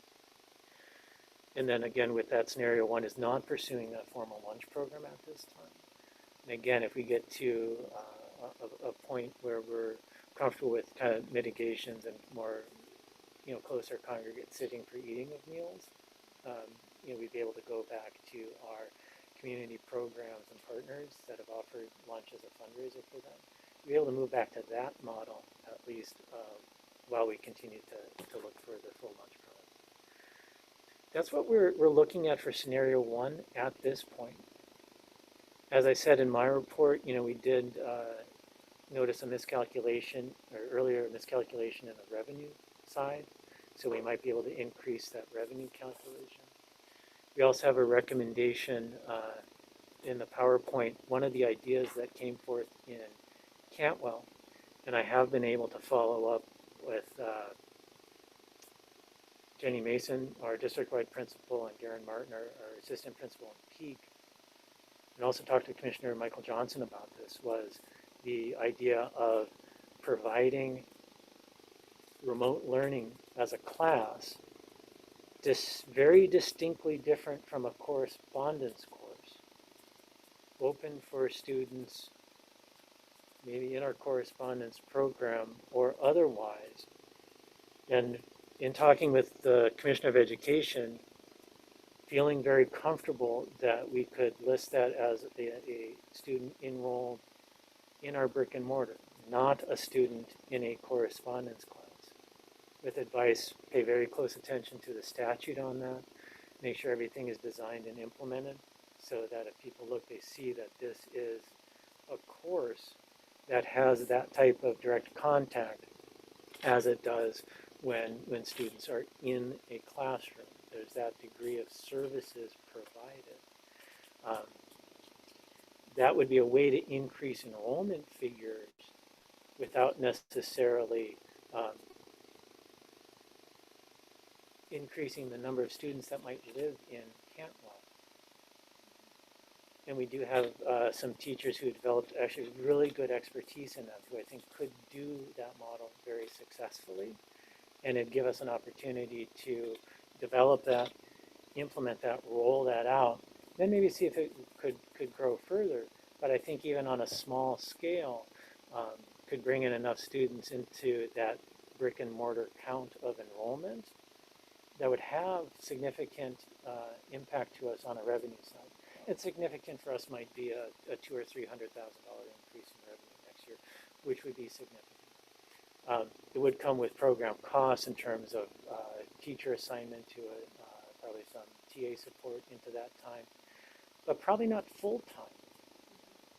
And so all of a sudden you're saying, well, we could, again, leverage that opportunity and skill that we have to increase our revenue and really open up kind of like a new potential revenue stream, very much in terms of what we do. We educate children.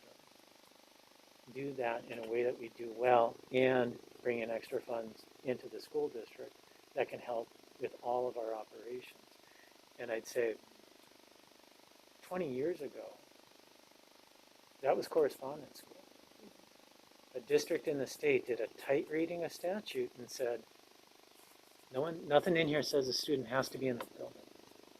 In the first correspondence school that a district offered in the state, we talk about the funding formula. Correspondence students are multiplied down. They weren't multiplied down. That first year, that district received full brick and mortar enrollment funds for all of the students that they had enrolled in a statewide correspondence program. And what we're looking at, and I'd like time to investigate that more and develop that and see if we have a solid model. And I think we have great potential for that. So that's also my recommendation in terms of moving forward with scenario 1 with our 3 schools and investigating to try to develop that remote option to present to you again for the 3rd reading in February.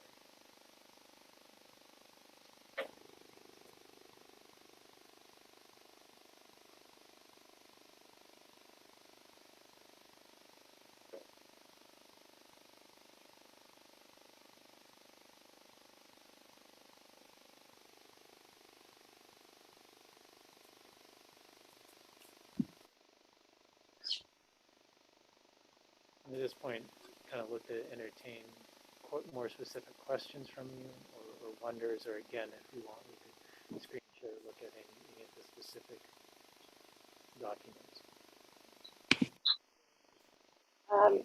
Mine is regarding the transportation. So what would be the benefit, like cost-wise, the benefit of removing the 2 routes? Especially if we're paying parents to get the mileage to school. We'd save at least $100,000. 100,000. And just, again, giving context for it, roughly each bus for the year costs about $100,000. Capital costs, overhead costs, it's a private company, there's a profit involved with it. Since the contract was based on a set number of routes, but many of those overhead costs, like operating a bus barn, are set costs, not associated to how many routes there are.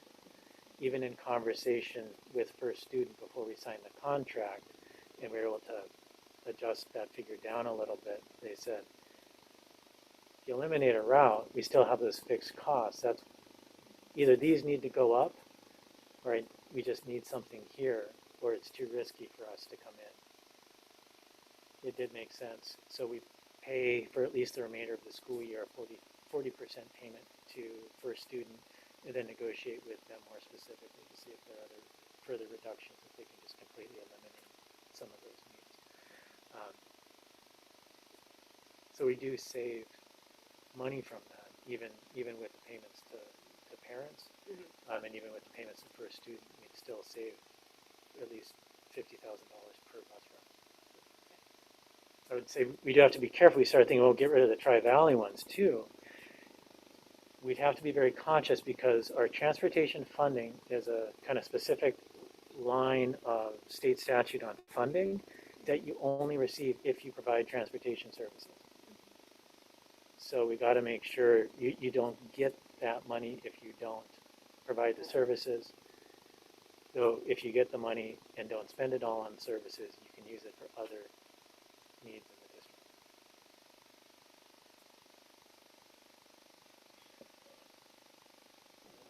Question for you? Yeah. I got one here. Dan, just a question for you. Are the schools separated, all three schools separated on transportation cost, or is it all lumped into one? Or are we looking at it as a school by school basis? How is it set up in the budget right now? And where do we receive that transportation funding? Is it to the schools separately or to the district? All monies come to the district. Okay. All revenue, all expenses are district expenses. When we look and do kind of like that contract with first student, as I said, it's based on 4 specific bus routes, and there's a dollar figure in that contract for each of those bus routes. The dollar figure might be the same for all the bus routes, but there is a separate list for each route. And if, for example, first student isn't able to provide transportation for whatever reason to Cantwell on one day, we don't pay for that service that day. But we'd still pay for service on all the other days. If we have an issue where we cancel school, we still pay for a student because they are ready and willing and able to do that transportation. Thank you, Dan.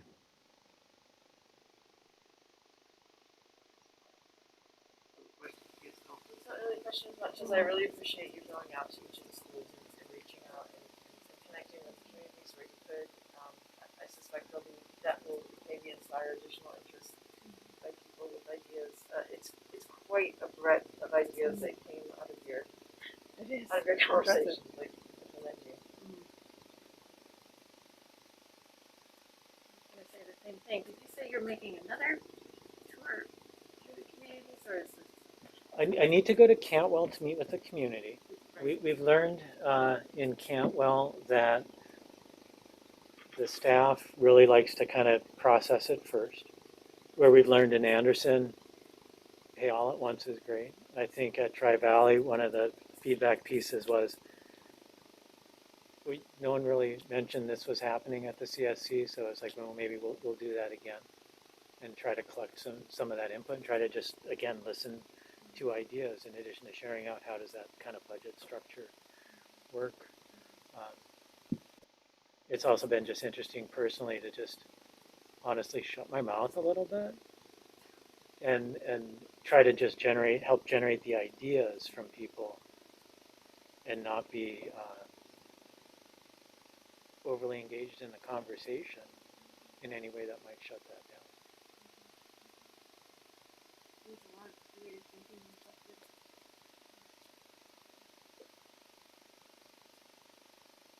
Michelle? Are you having any more public forums? Because I know it was advertised for Anderson, but you know, the topic was FY23 budget, and I know personally, and a lot of people, had they known like what this was really, the nitty gritty, I think we would had a more people show up, and a lot of our community is sick right now. So I'm just asking, are you going to have more community forums? I can. I think I'm now thinking of my schedule. I mean, it was just a large time commitment, but I can do that. I think, again, this is important if we're looking at significant changes and getting those, especially when some of those changes impact some of the people, as Michelle was saying, that maybe weren't able to easily attend the meeting. And or maybe just putting that, like the specifics of this, out. And then, I mean, it could even be, emails or other correspondence from people too. Just the opportunity.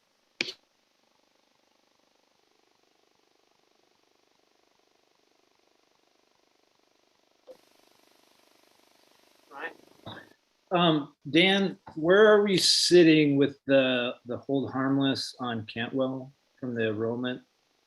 And the hold harmless is a district-wide calculation. It's a district-wide calculation. It's not a school-based calculation. FY23 is year 3 of the hold harmless. And at that point, it means that we experience 75% of the drop in funding from our enrollment in FY20, where that was kind of like our higher number of students, and we had a big drop. And so when you experience that drop, hold harmless steps you down to that new level. FY23, we experienced 75% of that drop. So when we go to FY24, even if enrollment doesn't change at all, we drop down about $200,000 in revenue. But again, that's a district-wide calculation.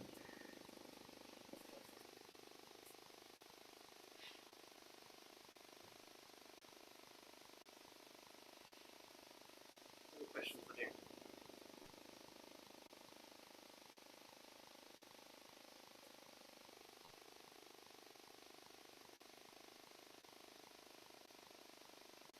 Time we can go ahead and do an initial vote on the motion. Do a roll call. Trista Davis? Yes. Dawn Adams? Yes.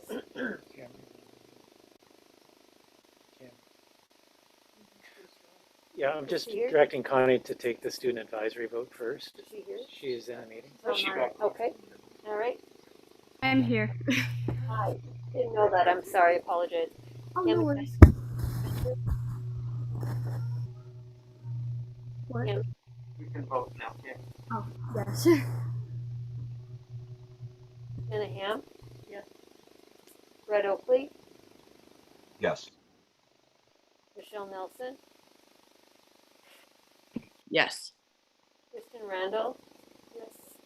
Ryan Jusak? Yes. James Tench? Yes. Motion passes unanimously. Any additional guidance the board would like to kind of give the finance committee?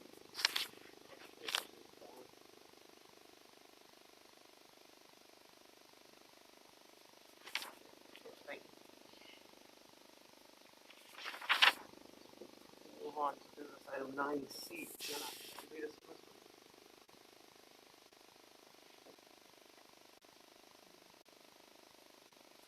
I move to maintain the current DBSD Smart Start framework for 2021-22 as presented and review it again at the February school board meeting.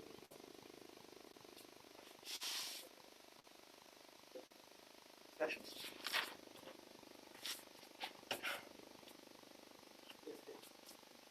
It is my recommendation that you continue the framework as we have been doing. We are at a strange, confusing time in this pandemic where I honestly believe I know every day you're closer to the end than you were. You're always one day closer. But like in November, when we said, hey, let's review this in January, my thinking was, we're getting to the point that we probably need to start saying, where's our off? And it seemed like at that point in November, my opinion, January could be it. It was like, let's just wait till after break, in case there's a lot of travel cases. And then Omicron came up. And so we have a huge number of cases right now. And it seems an unwise time to do such a change. But we do have to be thinking, where's the kind of end, or where's the off ramp to some of our measures and actions? And some of that's based on the, virulence or the severity of the disease that we're seeing, Omicron spread, the kind of percentage of general immunity in the populations through vaccinations, through recovered infections. We see the pandemic starting to really change its course in nature. And the hope is it's going to keep changing in that direction as viruses mutate. These are random events, so we hope it continues to become less severe. And we hope it doesn't ever become more severe again. We are still at a point where Omicron is still causing serious illness, hospitalizations, and death in people. I was talking to a superintendent today who had a young individual, not a student, but a young adult in their community, medevaced out to Fairbanks earlier this week. And we, again, in the case spread that we've seen in our schools, continue to see cases tend to spread when we see that students have socialized outside of the building, and that's common. That's happened since 2 calendar years ago when this started. Today was the 2 years from the first confirmed case in the United States to the date. We know students congregate and spend time with each other outside of school. But we also know that there are students and families in our building that have a much more cautious approach than a lot of people too. And we are trying to balance this collective decision that we have in this collective space.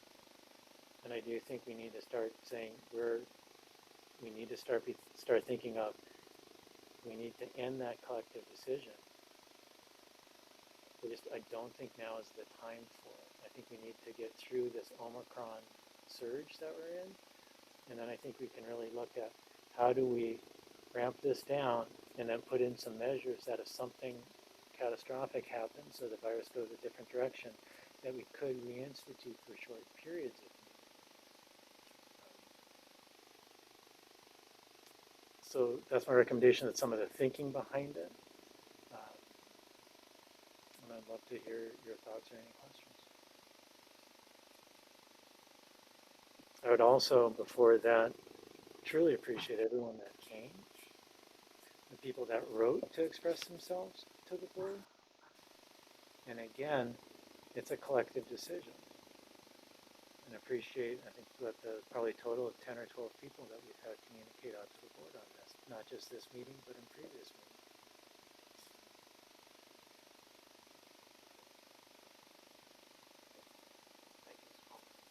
Discussion.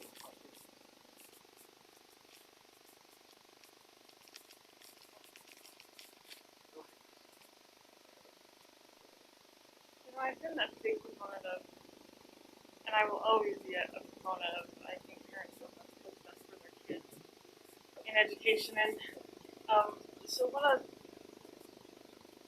of the reasons why we needed to transition one of my students to a homeschool program was, multifaceted for sure. And I don't think I realized until he transitioned really maybe what I thought I had a good handle on why he wanted to go. And while I was mostly correct, I realized him learning behind a mask was probably a bigger push to going on homeschool. And I think I don't want to speak for him, but he actually had some conversations with his teachers, and he told some of them that was a bigger part of it than I thought that it necessarily was.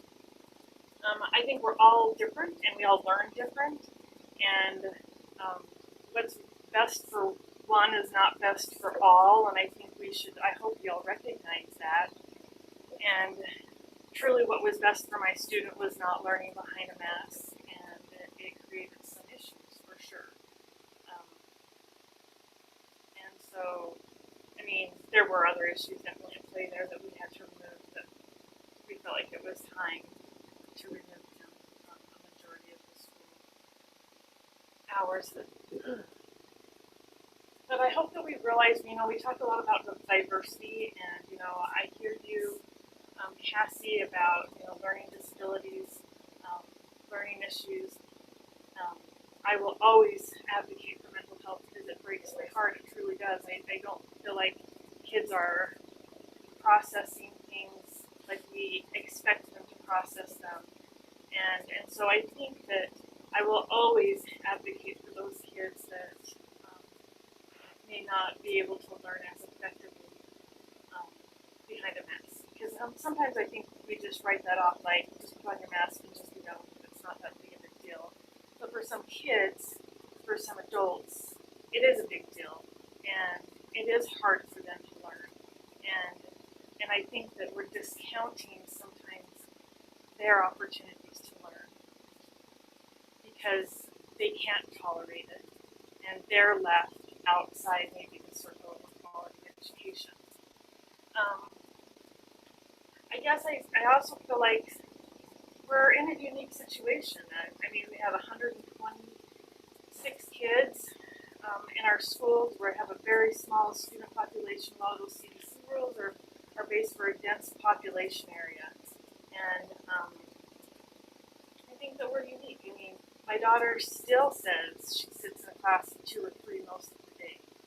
I mean, I know that that is not the case for every student in the school, and I get that, and I understand that, and I know that. And I mean, I can look at the numbers just as much as everybody else, but I mean, my daughter truly sits in a class of 3 the majority of her day, plus a teacher. And it just seems a little bit like, you know, they can spread out. I mean, they are older. They're not like elementary kids.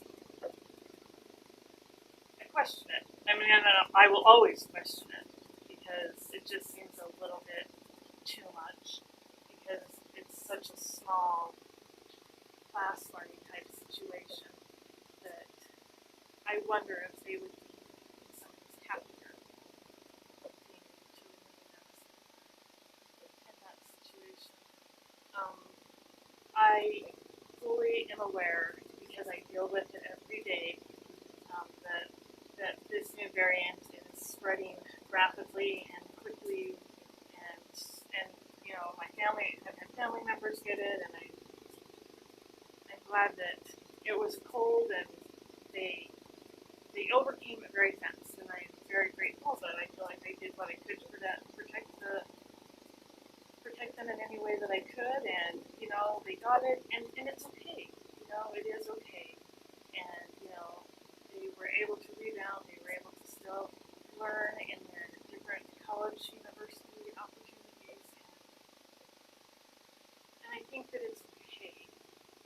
But I think we have forgotten that each one of these kids is important, and I know you say that these kids keep socializing outside of school, and they do, because mentally and physically, that's what kids need. They need to associate outside without a mask on, and so you're still going to have kids get it. It's a part of this virus. It's a part of it, and I know it's spreading, and I get it. I would love to see that we could start ramping down now and move to, you know, if there's X amount of cases in the school, you know, or wherever they are at, we're going to have to wear a mask for a period of time. And then once there's no cases in the school, or once we've moved past, you know, gone through that, we can take our masks off. If that's what the choice is. It's too bad that we're not already to that, because I think that we could have had a lot of time where the kids could have been without the masks, and the ones that needed it the most, to have them, to make them feel more comfortable, to make them be able to participate a little bit better in the situation. I think it's too bad that we haven't really gone to that, but I feel like it's either all or nothing, or there can't be a compromise. I think that truly is an unfortunate society in which we live in. But I will always be a proponent for what parents are best. I wish my kid could stay in school, but that was not an option after 2 years of entertaining them. And I think we need to understand that not every kid wants to see. That's like, you know, I feel like sometimes we don't care about every kid learning an opportunity. So what is best for one is best for all. And I really think that we give them a service to some of these kids that don't learn well.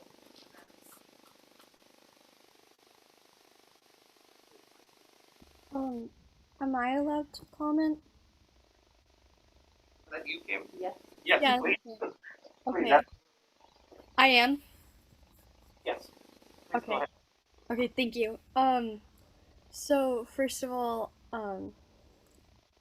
I want to say that there are masks that have windows on them so that students can see the mouth moving. So I wanted to point that out.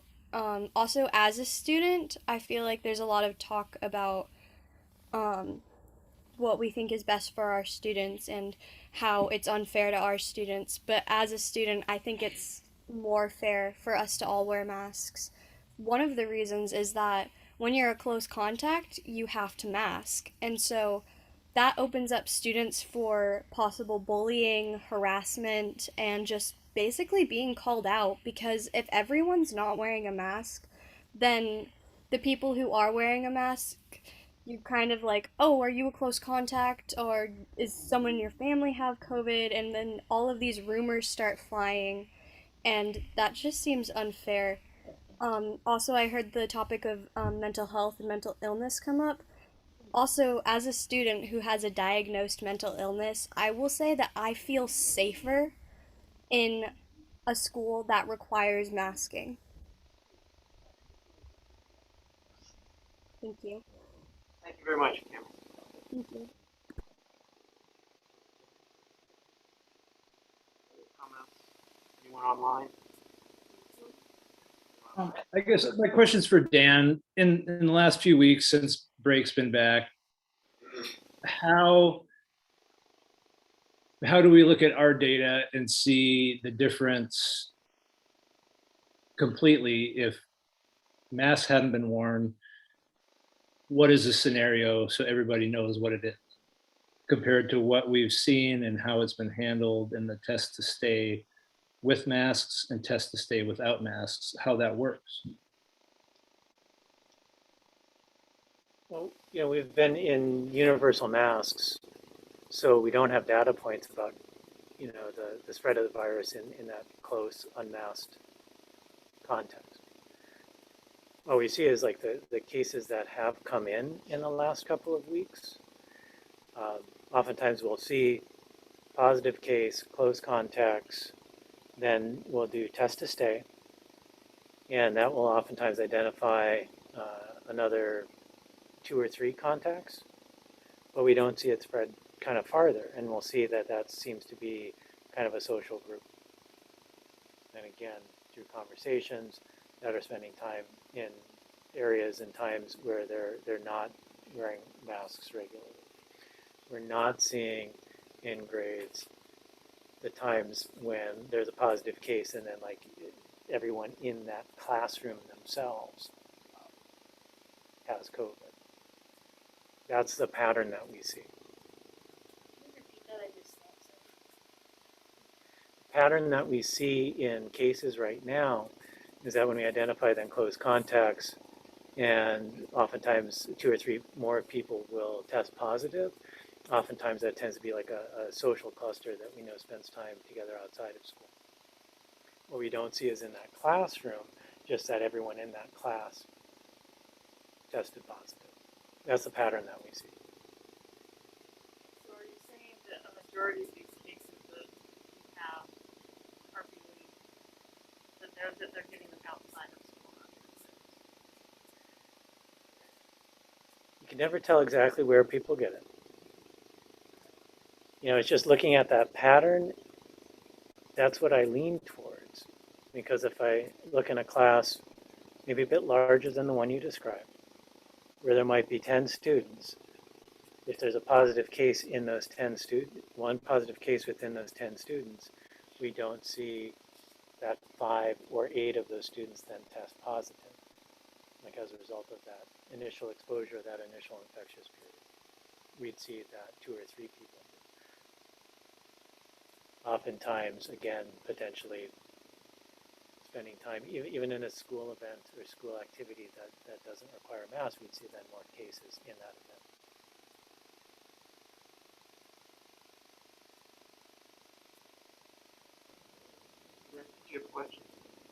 Yeah, I was just gonna ask Dan, with the test to stay policy, are we seeing any differences? Is it making any differences?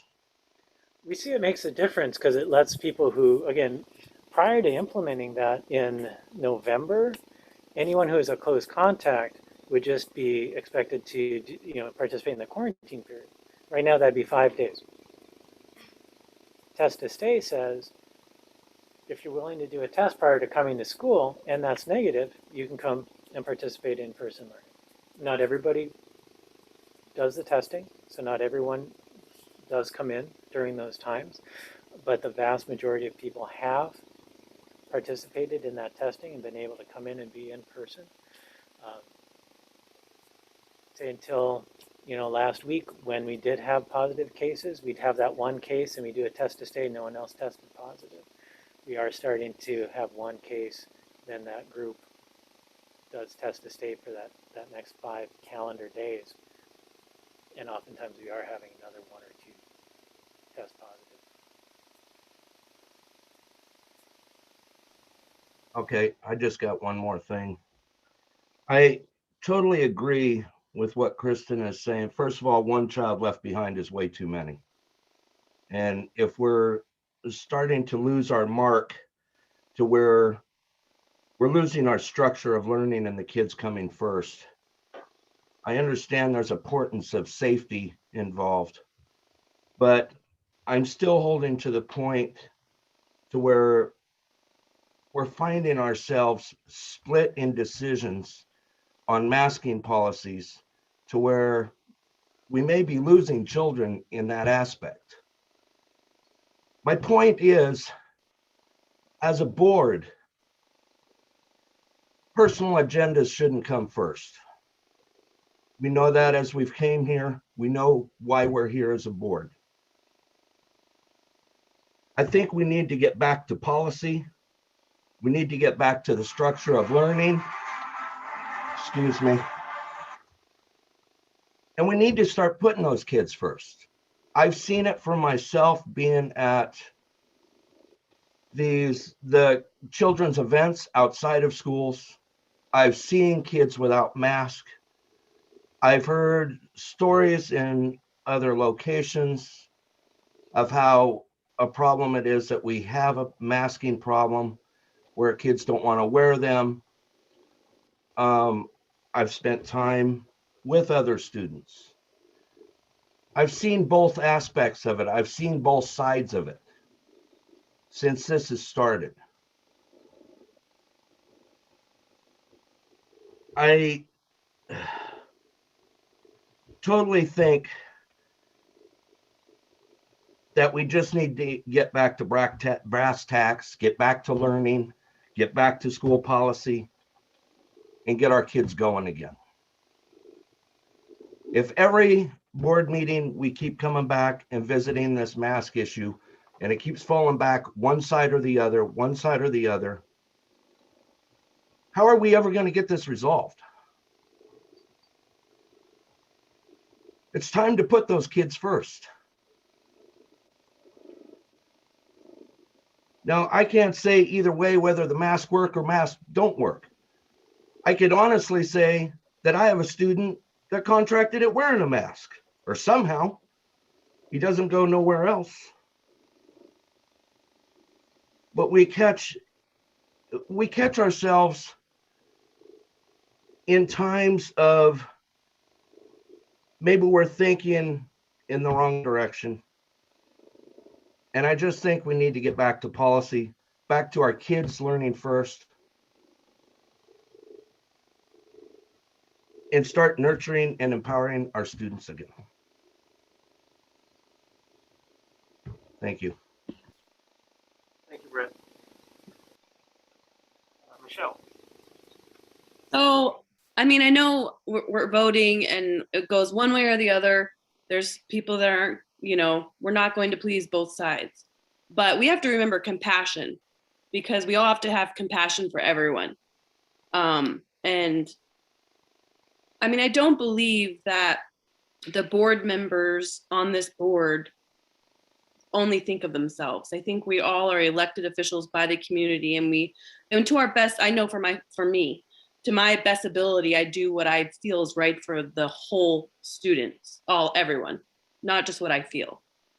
But I just want, whatever which way this vote goes tonight, I just hope that everyone can keep in mind that we need to have compassion for everyone.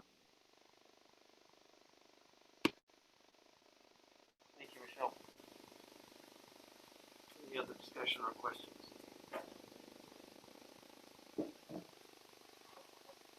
We're ready for a roll call vote, Connie. Oh, I'm sorry. Yeah. Go ahead. I'd like to see our board continue to support the recommendation of our superintendent and our administration in this case. I totally agree that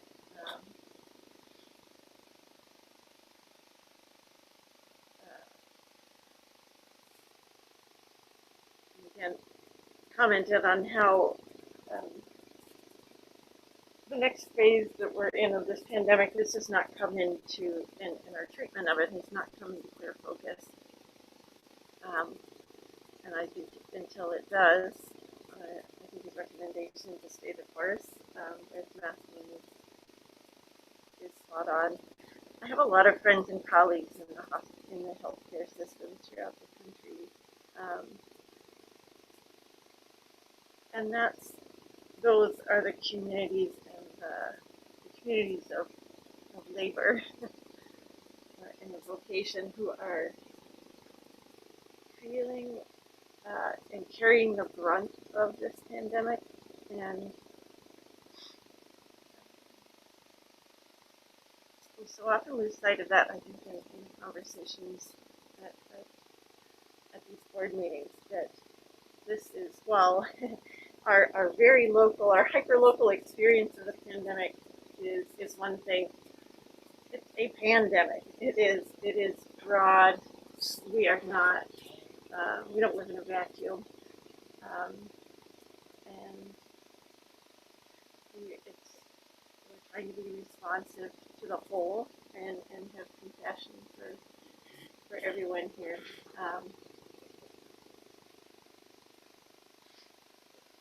And the fact is, the guidance for public institutions hasn't changed. While we may have beliefs about the pandemic, we also have a country that is founded on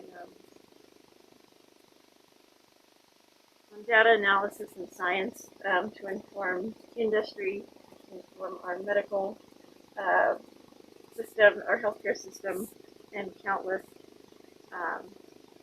sectors of our economy and our social lives. And is still pointing toward the efficacy of masks, especially in crowded public settings like schools. So the guidance for public institutions such as ours, and the one we're charged to manage, has changed. I appreciate that we've been able to flex and adopt the Justice Street Protocol over the course of the last few months to do what we are tasked to do, in those people and focus on learning. And I appreciate the evidence on all of that that's been shared.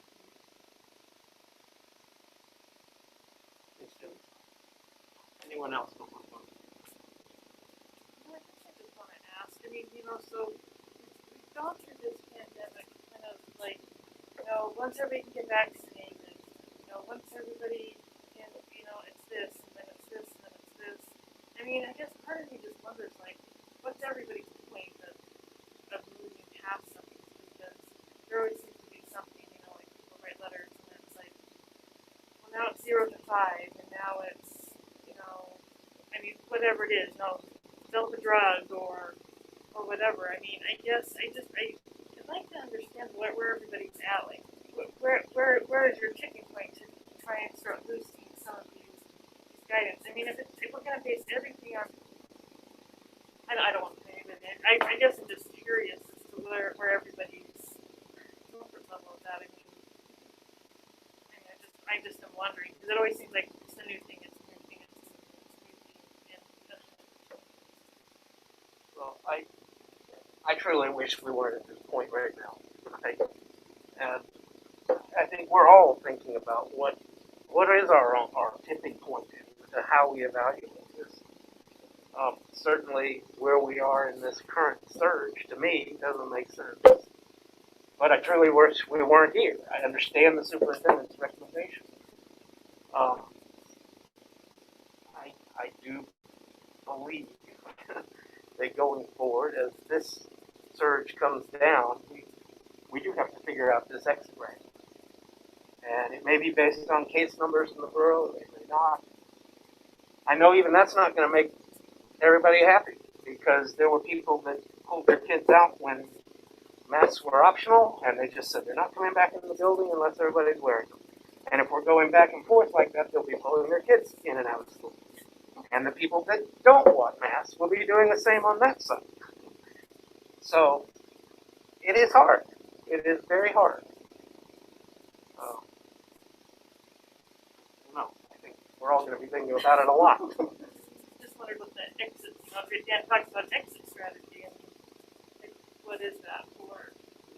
People like, have thought about like when enough is enough, or when you may feel comfortable doing that. Well, I thought today would be the day I'd be ready to move past it.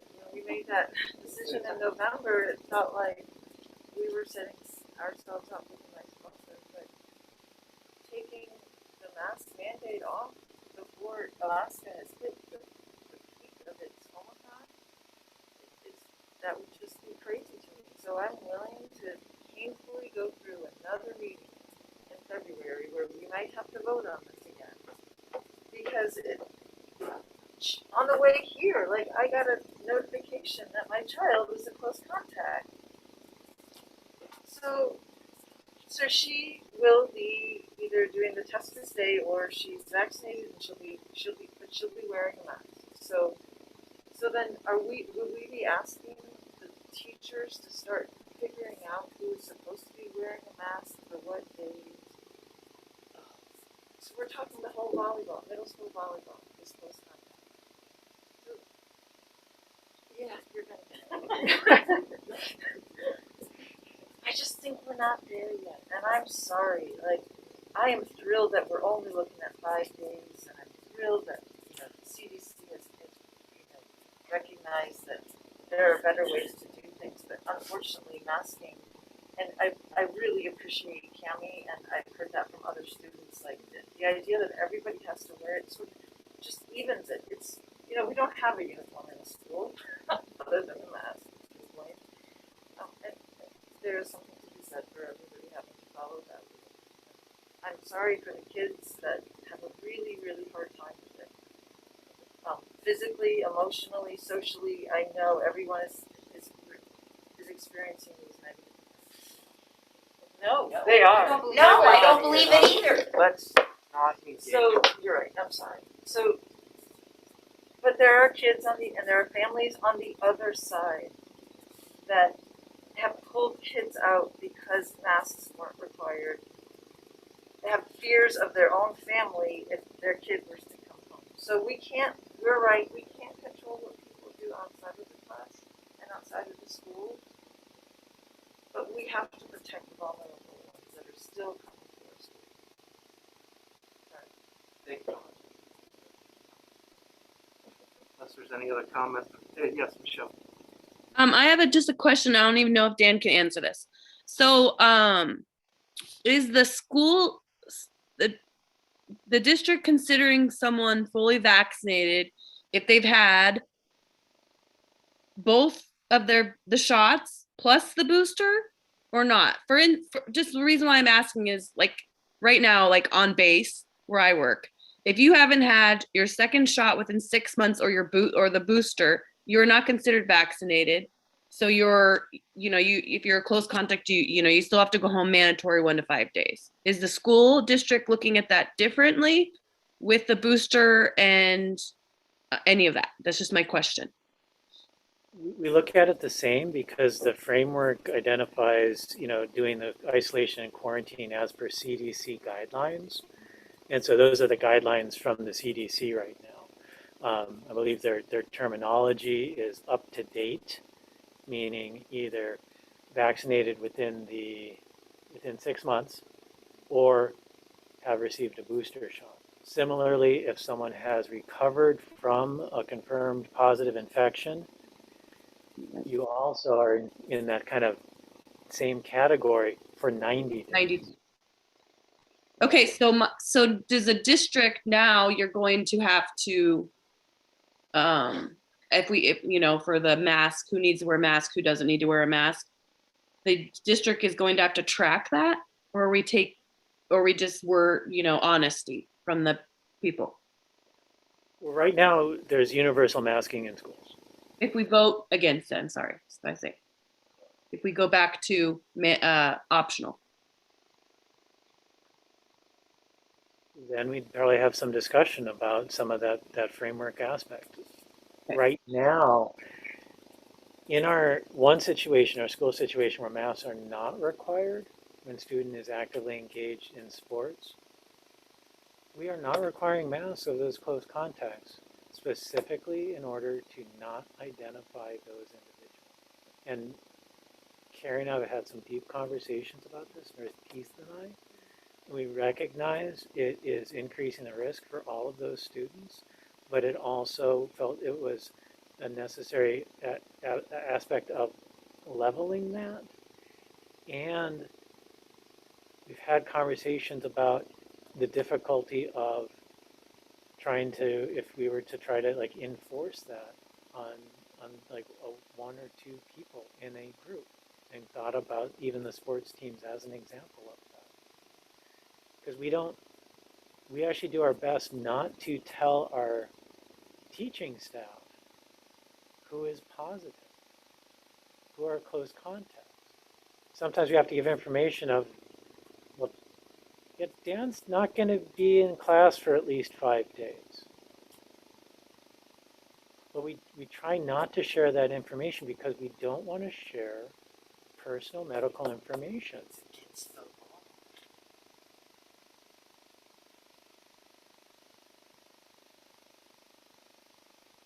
Did that answer your question, Michelle? Thanks, Dan. Anything else before the vote? County roll call vote.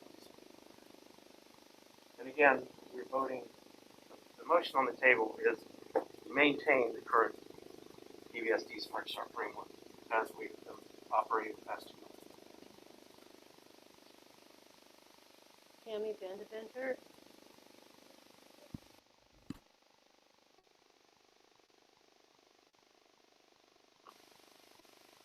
I'm sorry.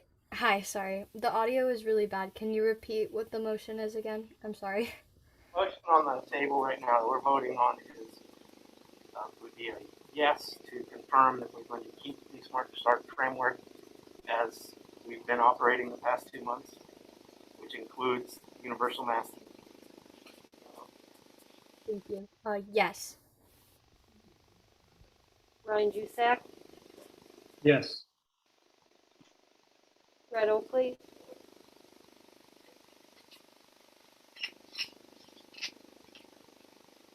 Brett Oakley.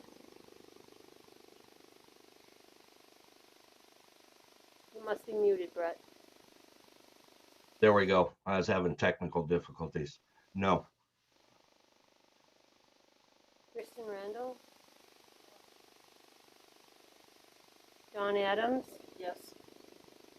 Trista Davis, no. Jenna Ham, Yes.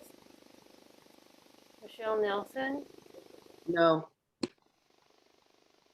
James Stench. Yes. You can count on that. 4-4.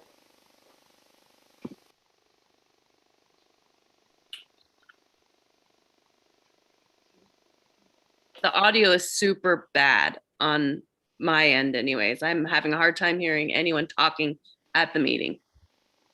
You have to have a majority of the board.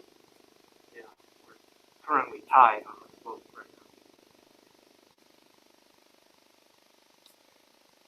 procedurally, you're tied, motion fails, but it leaves you in a position that if the motion fails, your framework is in place. So I don't know if further discussion will help, um, we, if considering an amendment or some other phrasing of a motion might help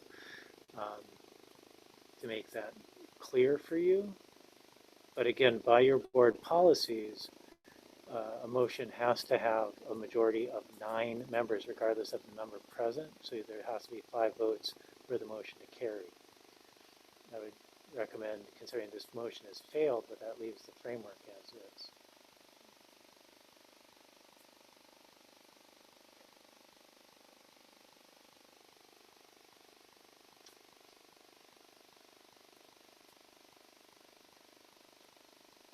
There's no further discussion, and I think failed motions and keep the smart start in place.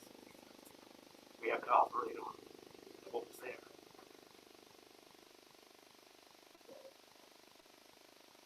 Not hearing anything else from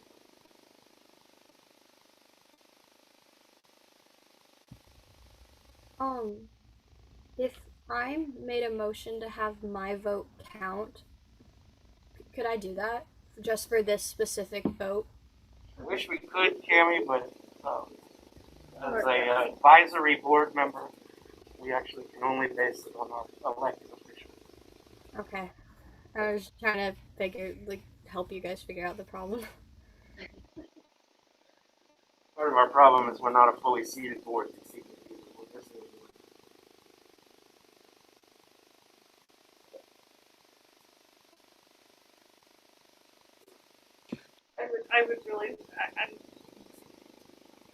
I would really like to start seeing a movement in a direction in which we can all be happy with. We're not ever maybe gonna see it eye to eye. We're not ever gonna maybe see this one being the same. But I'd like to eventually start seeing some different language, some different options for students. I would just really like to start seeing some of that. Go ahead. Might I recommend a motion to direct the administration to develop an off-ramp or lessening of mitigations to consider at the next board meeting?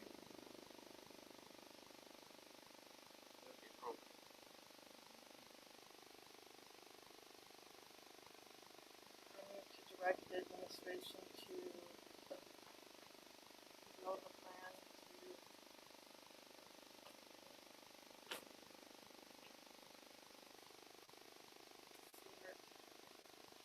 I'm gonna stop landing that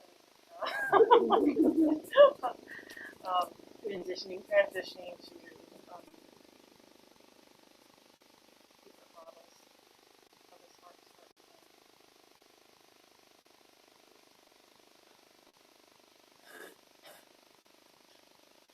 Like we did back in August, we could have multiple scenarios to consider too.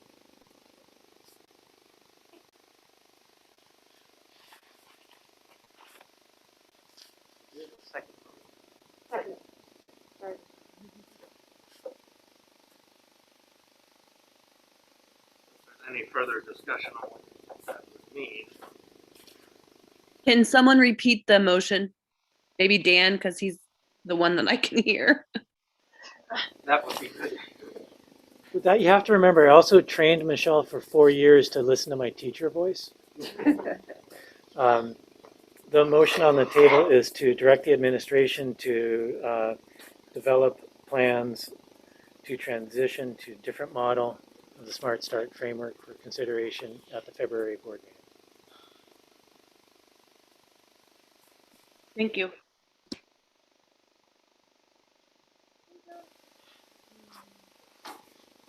I question whether that's clear enough direction for the administration. And I don't want us as an institution to lose sight, I don't think, it will, of what best practices are for public institutions. We just missed public health. So shook his head yet. I said he shook his head yet. Yes, yeah. Great. Okay. You shook your head yes. What did that stand did? Stand shook his- I'm comfortable with doing that. I feel I understand the request and intent of the motion. It's part of what I've been thinking about and trying to kind of come to grips with and realizing that even personally, it's like recognizing that I feel we're out of time to start going, how do we ramp that down? I know it's also part of our statewide conversation that's happening, so I'm hoping that some colleagues will be able to help with that. And they're asking for help from the state for the same question, because they're seeing that too. Because in addition to this, like weird position we are in the pandemic with this less severe strain that's horribly more infectious, school districts across the state that I listen to are also going, we can't be the only institution mitigating. And more, that's how we feel. I think it'll be, it's one of those, this work has to be done. And so I think having the motion also makes it clear where we had kind of some vagueness with a 4 to 4 on a strangely phrased motion. This would give real direction in terms of what's the direction the board wants to go in. You want to go that direction. I think I understand what you're asking for. Let's see if we can devise some models that might help us get there, that we would be comfortable voting on and agreeing to in February. I think I understand it. I'm comfortable with the work. It will be happening in my mind. Right. While you sleep at night. Working on the budget and hiring staff and Yeah. No big deal. Right. My other question would be, is it realistic to ask the administration to turn around those scenarios within a month's time frame? That seems ambitious and intolerable. Question for you, I think that's the natural time frame. I think I think based on the pattern of Omicron and surge that we've seen in other countries and timing of when we started seeing it in the state of Alaska, it seems likely that February, middle to late February is the time when you should start seeing a decrease if that pattern holds.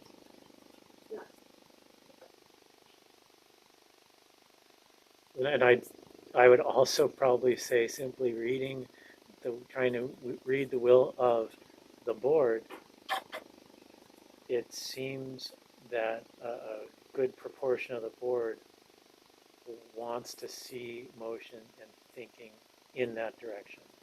I take that from a 4-4 vote. I take that from a 5-4 vote in November about retaining masks as mandatory at that time. I see that in terms of you're a single entity, and I see you as a single entity going, yeah, I think the mask should stay in place for now, but it's a hard decision for that single entity. That's what a vote like that means. Your single voice, while spoken clearly, is nonetheless saying, this ongoing thing that keeps changing, I want to see something different if I can.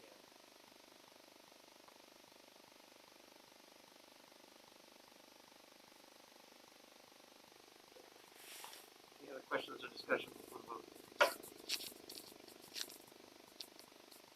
Roll call, please, Carmen. Cami Vandeventer.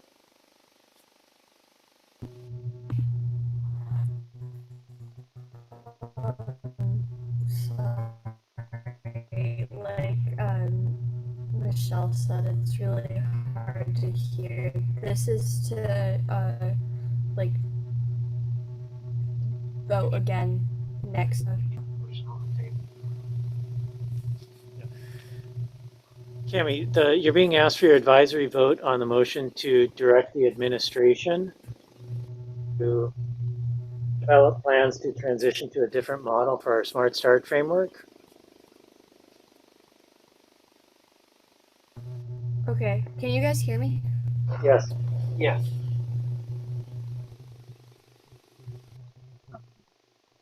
Sorry. Um, transition to a different model for our Smart Start framework. No. Red Oakley? I didn't hear you, I'm sorry. Yes. Kristen Randall? Yes. Jenna Ham?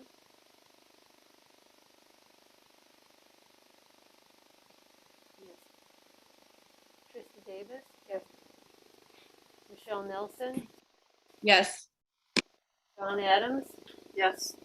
Ryan Jusak? Yes. James Tench? Yes. Motion passes unanimously.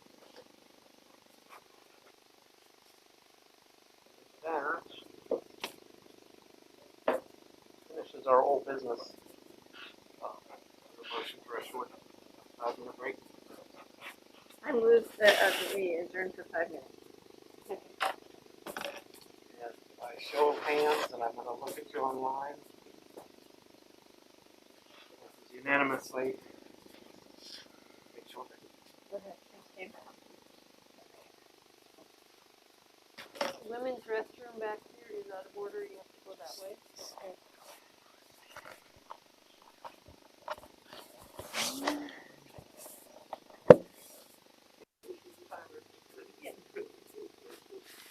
Okay, our speakers are off.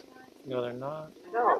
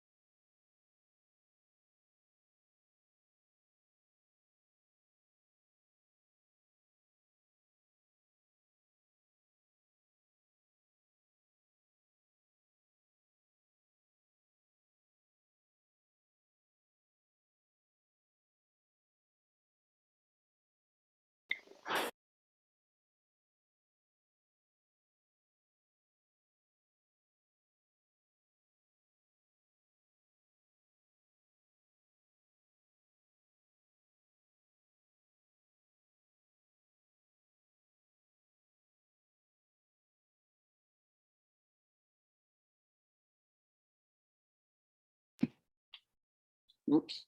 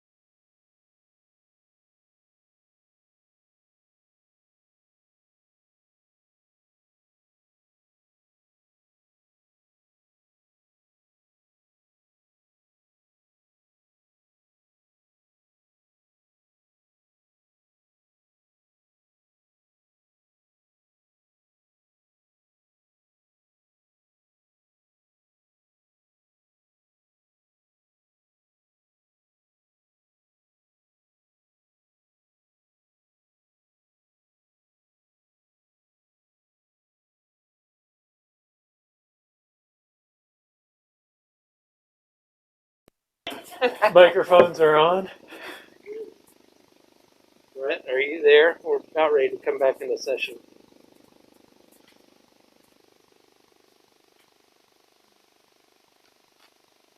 Okay. There you are. We have everybody else back. Michelle, Ryan. Yep. Yep, I'm back. All right, we're back in session. New business. Tristan, could you lead us in business item 10A?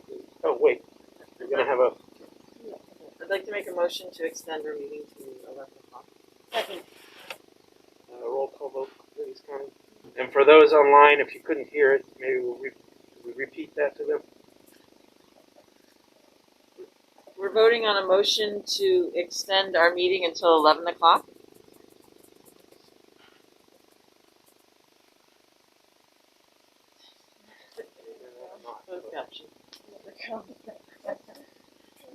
A roll call vote, Ready? please. Okay. Cammy Bendaventer? No. Wise choice. John Adams? Yes. Kristen Randall? Yes. Jenna Ham? Yes. Michelle Nelson? Yes. Krista Davis? Yes. Brett Oakley? Yes. Ryan Jusak? Yes. Ian Sten. Yes, motion passes unanimously. Now, Tristan, if you could lead us in business item 10A. See. Is there a motion? There's no motion. It is. Sorry about that. It's just a It's discussion okay. I item. was just like, wait a minute. No motion. You wanna touch on this, Dan? Yeah, we're starting to design next year's school calendar, so wanted to talk to the board about that, get an impression. Do you want like a broad community survey about the calendar? Traditionally, when we've done the surveys, people generally say we want to start late in the fall as possible. We want to get out as early as we possibly can in the spring. Tend to disagree about spring break. Some people want it to be concurrent with break of large schools, so there's kind of those organized opportunities for students and their kids. Other people say I want it opposite of big schools because I like to travel, my family wants to travel, and tickets are a lot more accessible and affordable on those alternative times. Those tend to be the types of information that we see when we're looking at our basic school calendar structure. So I can just put those forward and you guys can discuss between the two. I could do a survey on it. You'd probably get that same information, most likely. Kind of just looking for basic guidance of the structure that an approach you'd like to see as we start drafting the calendar options for you. This might be a silly one, but I see that we go to school Monday after we're in December. We're going, and then we have to go on Monday, and then we get the rest of the week off. Is that just a typo? That's just a typo. Okay. All right. That was my only like. I got one. I think in general it looks great, and I would love to not have to put this out to the public. Yeah. If we feel comfortable with it, it seems like it's. I guess that would be my vote, not to have to go survey route on this one. But could we change parent-teacher conference to student-led conference? I like that. Yeah. Good catch. Yes, and I'd clarify, again, it's in a public meeting. It goes out to the public. Public comment is always welcome. So it's still available.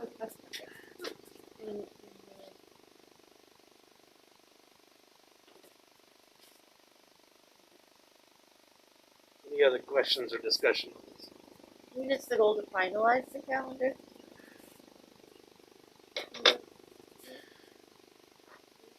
Potentially we do it in March. You do it in 2 readings at least. 2, sometimes we do 3. So there'll be at least 2 opportunities for the public to weigh in. Yes. Well, one more. This is not a reading. I'm sorry, this is not a reading. There'll be 2 opportunities. Yes.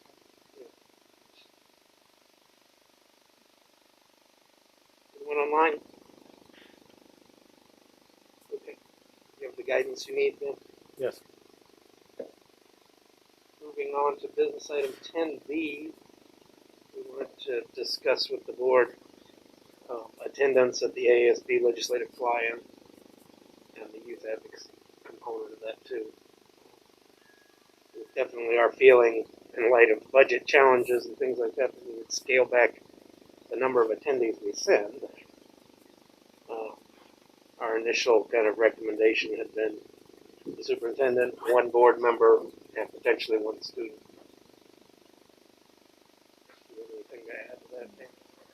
The only thing I would add is that the legislature did confirm that the building is open to the public, as we saw from photographs of our hockey team.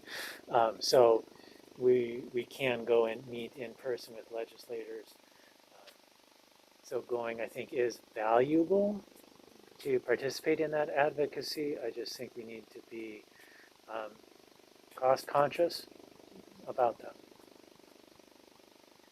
The only thing I thought about that, and maybe you all talked about it in legislature, like depending on which student goes, depending on a chaperone situation. Okay, Dan's nodding, so it sounds like. I have considered that, and either we would have to consider what student is and then select which specific board member might go, have some in-depth conversations with parents in terms of the transportation period. And then if it's someone, like if I'm going and James is going, but a female student's going, be conversations with that family, and then also making sure that we're connecting with probably one of my female superintendent colleagues that would be able to be there and help. But it would be something we'd have to really talk through in depth and make sure everybody is completely comfortable with that, or make a strategic decision that if we select a student, a female student, that we also make sure that then one of the female board members would be able to attend. We have a board member that is interested in going this year.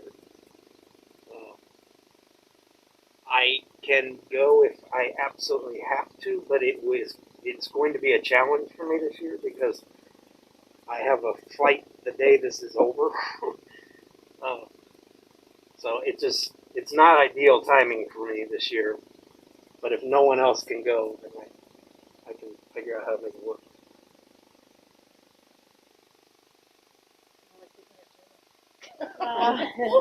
Jenna did a great job the last time she was down there. I would enjoy going.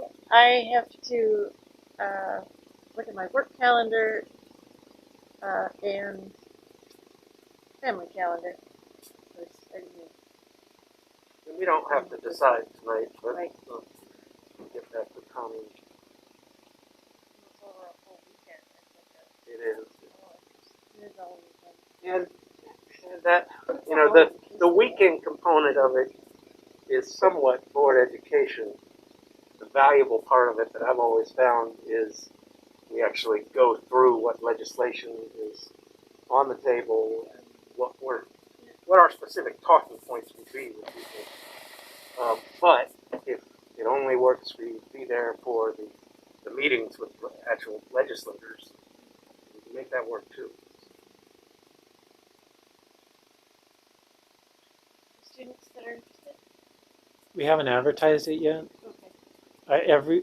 With our two student representatives to the board, I did speak about it when we did kind of like their initial onboarding and training. So they might be a little bit aware of it. Generally, we select the student by asking a student who is interested in advocating for an issue to prepare that, present to us, and then we select in terms of who's going to go down and advocate their issue.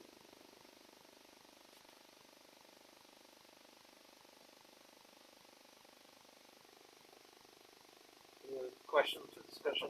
Do we have a formal motion on this, Dan, to approve? Yeah. We can take it as a discussion point and make those arrangements. And I'm hearing that from the board. It seems like Jenna's going to check her calendars. I'm going to check my calendar. Right. And if not, then we'll review back with the legislative committee and possibly reach out to the board to identify a member. And I'll start reaching out to students. That sounds good. Thank you. Moving on to business item 10C. Wanted to talk about some topics for the joint work session we have coming up at the beginning of February. Traditional items of conversation, because when you're working with the borough, it's kind of like, what are the things that you have kind of that joint or dual responsibility for, that weird overlap of responsibility as elected bodies. Traditional things are talking about the budget, because we ask for a significant amount of funds from the Denali Borough. We talk about our buildings, because our buildings are owned by the borough.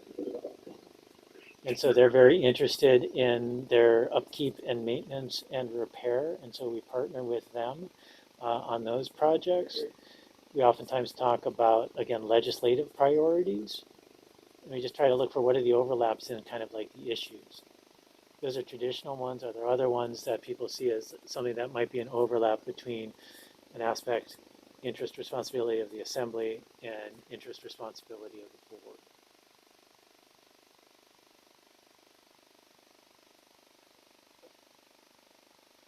We're hosting the meeting this year, is that true? It's our turn. That's what we'll try to coordinate.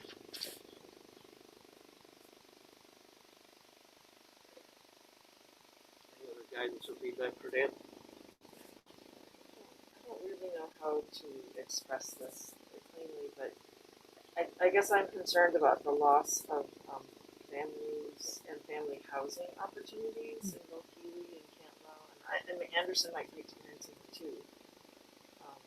I don't know that there's a, we're not the only community. There's not silver bullet to fix that, but I just think it needs to be discussed because it's affecting students.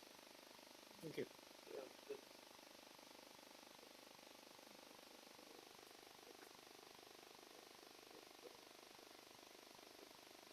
Anyone else? All right, we will move on then. This item 10D, wanted to discuss some options for a possible school board retreat. If there was any interest in that, especially since we do have a new board member.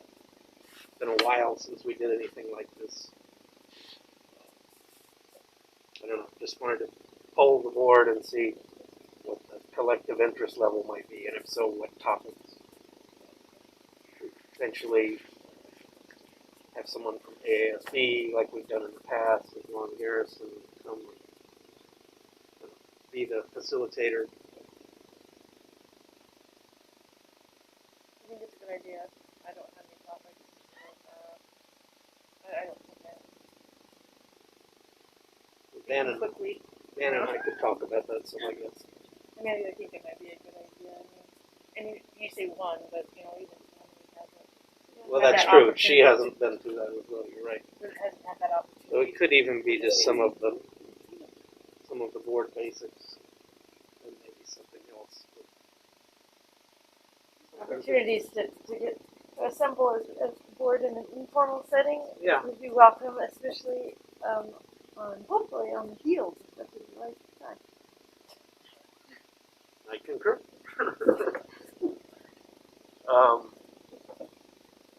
February, March. Oh, kick it. Yeah, March. April. April. March after sports, at least, please. Hear you. Yeah. I'll start looking at some facilitator options through AASB, and I would imagine it would take a couple months to put things together. And I agree, having this at a time when we really believe that we'll be on our way out of the pandemic would help. I agree. Hey, James. Yes. Right. And you said that we'd be able to get one of the AASB members to maybe be part of this? We've done that before to lead our retreats for us. Lon Garrison is a name you might have heard through some of the webinars. I did. Yeah. Yeah, he's an excellent person to lead that. So. Okay. I just thought they were just amazing to work with the other day. Yeah. And normally, we have our November conference where we get to actually have a real training event too. This last couple of years, it just has not been well attended for obvious reasons. But okay, to get back to that. I would love to see something like that happen. I really would. Great. Anyone else? All right, we'll move on. And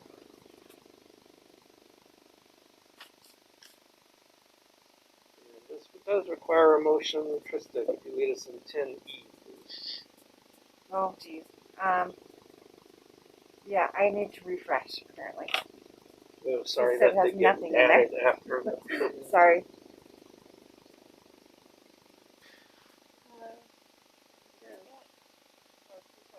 Kristen can go ahead. Go ahead. I move to approve the out-of-state travel for up to 3 staff members to attend the new Northwest Rise convention. Wait, E. What's it? Which is We're about on, the oh, we're on calendar. the calendar. Well, then I have that one too. So I move to amend the SY school year 21-22 calendar by moving the parent conference from March 23rd to March 30th, 2022. Okay. Just explain the ask. Yeah, the ask is right now, and I honestly can't quite remember exactly why we scheduled a non-student day after spring break. You come back, go to school one day, then don't go to school. Yeah. So I apologize for that to begin with. And then ask that we move the conference day back 1 week. And that'll give us more time to, again, do the preparatory work for this conference and especially helping the students prepare for that because they will be student-led conferences. I think the impact, and we'll have to be aware as we do some logistics for our statewide testing, is pushing it back 1 week does encroach into the testing window. So we'll have to plan around that, but it'll be manageable. Any other questions or discussion? Pretty straightforward request. Roll call vote, Connie? Cami Vandeventer, Yes. Jenna Ham, Yes. Michelle Nelson, Yes. Fred Oakley, Yes. Brian Jusek, Yes. Krista Davis, Yes. Dawn Adams, Yes. Kristen Randall, Yes. James Tench. Yes. Motion passes unanimously. Did you get your refresh done?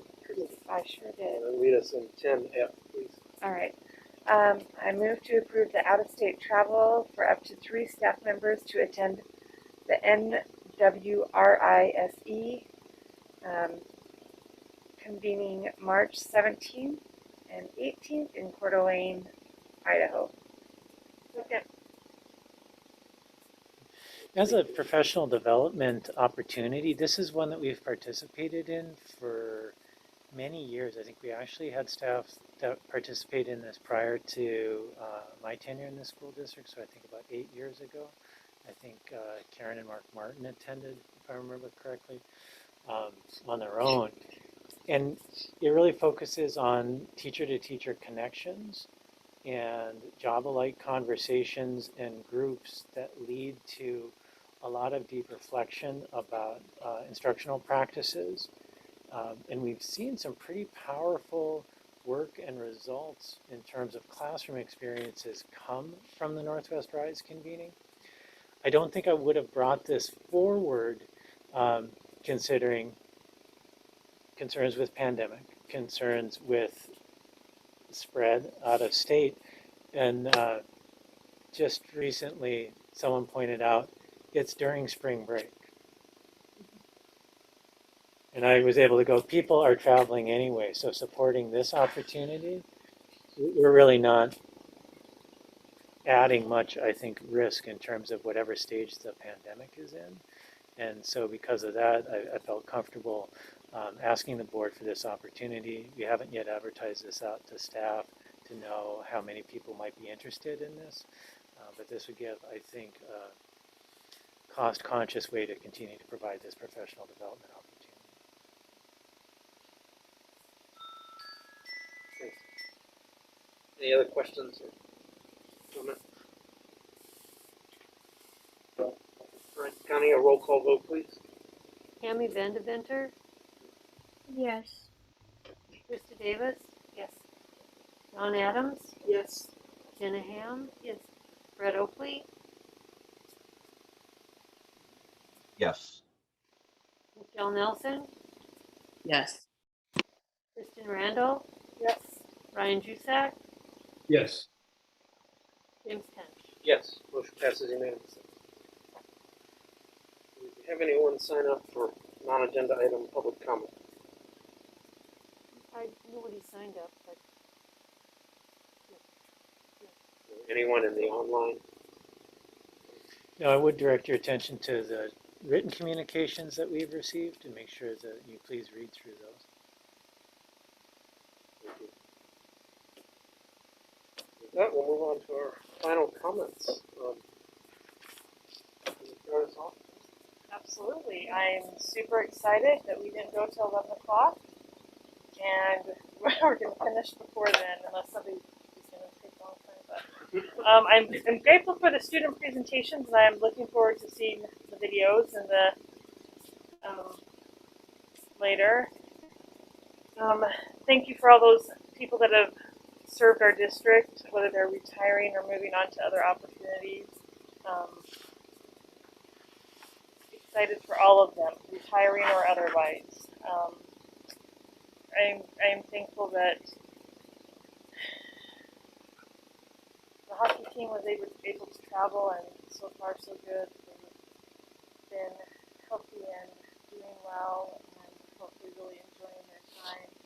Thankful for all the wonderful volunteers, and we definitely need more. And I know last year I was forced in. I shouldn't say forced in. That sounds terrible. But when they were desperate and they asked me, I did say yes. And so because of that, I learned a new skill that I don't know if I'm really great at, but I enjoy doing it. And I hope that others will continue to volunteer for those events so that we can keep them running smoothly and take some of that pressure off of some of the other people that truly put a lot of work into that. So grateful for I had that volunteer opportunity thrust upon me, and I could rise to the occasion again. John. How can I follow that? It's hard. I know, it's tough. It's tough. You got it. I agree, and that the list of people that are retiring is it's hard to imagine, and leaving, and for other in different pastures perhaps. We were lucky to have them as long as we did, and I'm really thankful for all the maintenance staff that did give up time during their holiday period to make sure that our schools, weren't falling apart or covered in snow, and that people could still get to work when they needed to. I appreciate all the people who are commenting and the people who are being engaged, hopefully not just on the masking issue, but if that's what brings them in to learn more about Denali learning and what's happening in the school district and our need for additional funds at the state level and at the borough level, that's great. But we certainly need it as we move forward with our strategic planning. And thank you to the administration for all, including all the district administration, nurse and counselor, for all the things that you are doing that we have no idea that you have to do to get through the average workday to keep the school running and kids in seats. Thank you for that. Jenna. Thanks, Don. I'm going to pass it to Michelle because I saw her with her hand up earlier. Michelle? Okay, thanks. I want to first thank all you wonderful people on this board. I appreciate everything you all do. This can be a thankless job. It saddens me the feelings some people have towards certain discussions or topics that we have to discuss and make decisions on. And I just want to let everyone know that you guys are all appreciated no matter what. I want to wish Trista happy birthday. And I want to wish everyone that is leaving our district the best of luck in all their next adventures. And yeah, I wish everyone a good night. And then I will pass it to Jenna. Thank you. Very well. What was I gonna say? No, I was gonna pass the buck a little bit so I could think about what I was gonna say. But I'll be short and sweet. Happy birthday, Trista. Thank you, Cami, for joining us tonight, even though some of it we couldn't see your lovely face.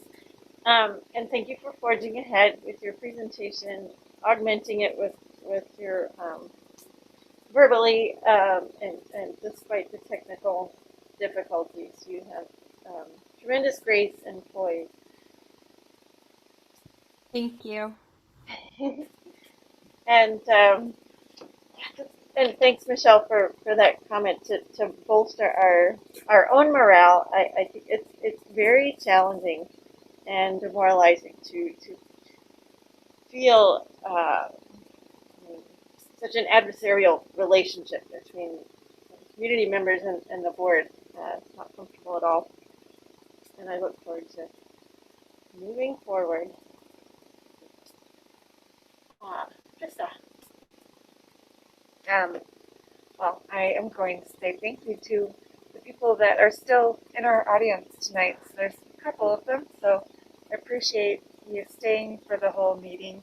And it's kind of that whole thing of it's just so want to have more people take a look at what we're doing on the school board, taking an interest in it, wanting to know what's happening. So it's appreciated when we have people on Zoom, which has been a really great thing for us, having people to have that ability to watch our meetings through YouTube. So yeah, so thank you everybody. Thanks for all the birthday wishes. And I'm gonna turn it over to Cami. I'm just super grateful that I get to be here and be a student voice for you guys to hear. And thank you for letting me be part of this. Who hasn't gone yet? Brett Oakley or Ryan Jusak.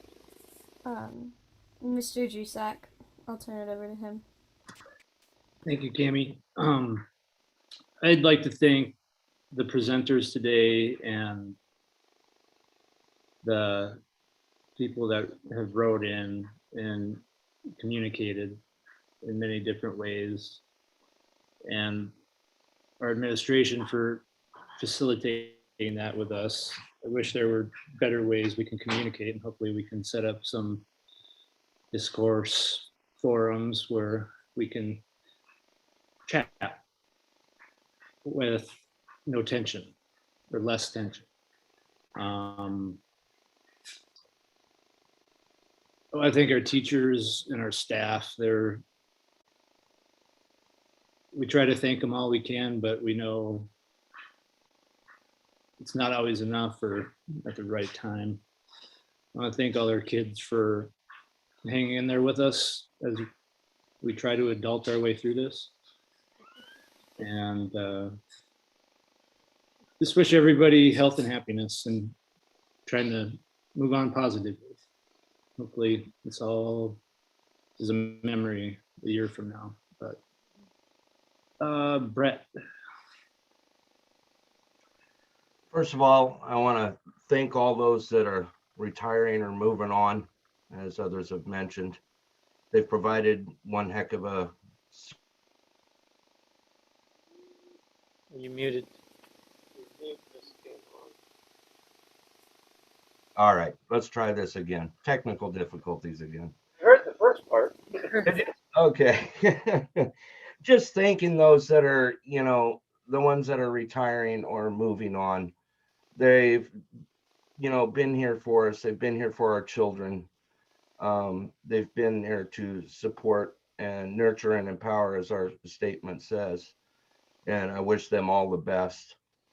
I also want to thank, the participants tonight, whether write-ins or here in the hall with us.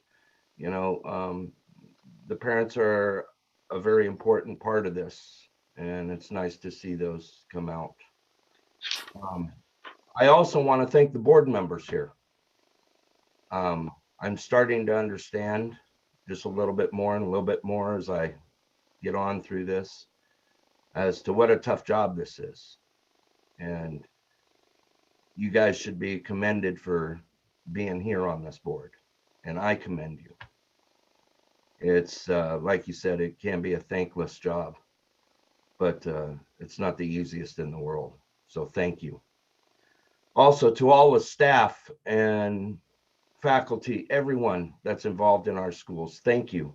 Thank you for helping and guiding our children and making them number one in your lives and teaching them the best way possible. Superintendent Polta, thank you for all your help and guidance through all this. I also, want to thank everyone that's supported me and got me on this road. Dan and Connie helping me out getting on this thing with the AASB. It's amazing. And I've just through one course, how much I've learned. So with that, I wish you guys all the best health and stay safe out there. And I don't know if we have anyone else to move on to, James. Mr. Polta and myself. Oh, okay. Well, let's go on to Mr. Polta. Working together to nurture, empower, and inspire today's student to positively shape tomorrow's world. I keep reflecting on this update and sometimes subtle change to the mission statement of the district to include and to start with working together. And to do that and to see that need at a time when that has become such a critical issue for us. And I know it's a challenge because, again, during our 2 full years, we've had an increased division. But I also remember and kind of harken back to a very short period of time when the district did have a recommendation, but not a requirement for masks. And at one of our sites, one staff member incredibly concerned. And the students that went into that classroom asked the teacher, would you be more comfortable if we wore masks? And the teacher said yes. And the students put a mask on for that class. And I think about that in terms of like that ideal way of managing this. This item, an issue that is yet personal, yet our personal choices impact others. And they worked together, respected each other. I just continue to be really warmed by that memory. And it's something that kind of gives me hope kind of moving forward because I know, that's who we are. We are people that are compassionate and thoughtful towards others. And that our disagreements sometimes these days don't demonstrate that, but I know that's what's inside us. And all these other frustrations, I think, are shielding that and making it hard for that to be expressed and to manifest all the time in our behaviors.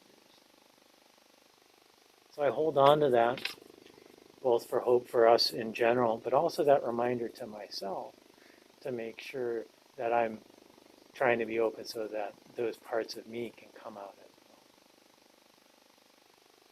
James? Okay. Should I talk for 30 minutes since we have? We've got time to kill. It's always hard to follow all of you because I want to say all these things. I do absolutely mean them. And I thank the staff that's leaving, the staff that's staying. We just have such an amazing team across the entire district.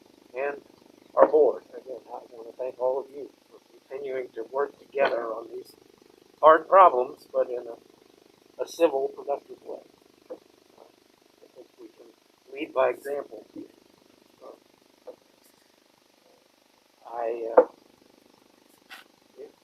That's all I have tonight. So, thank you all. And there being no further business, the meeting is adjourned. Good night.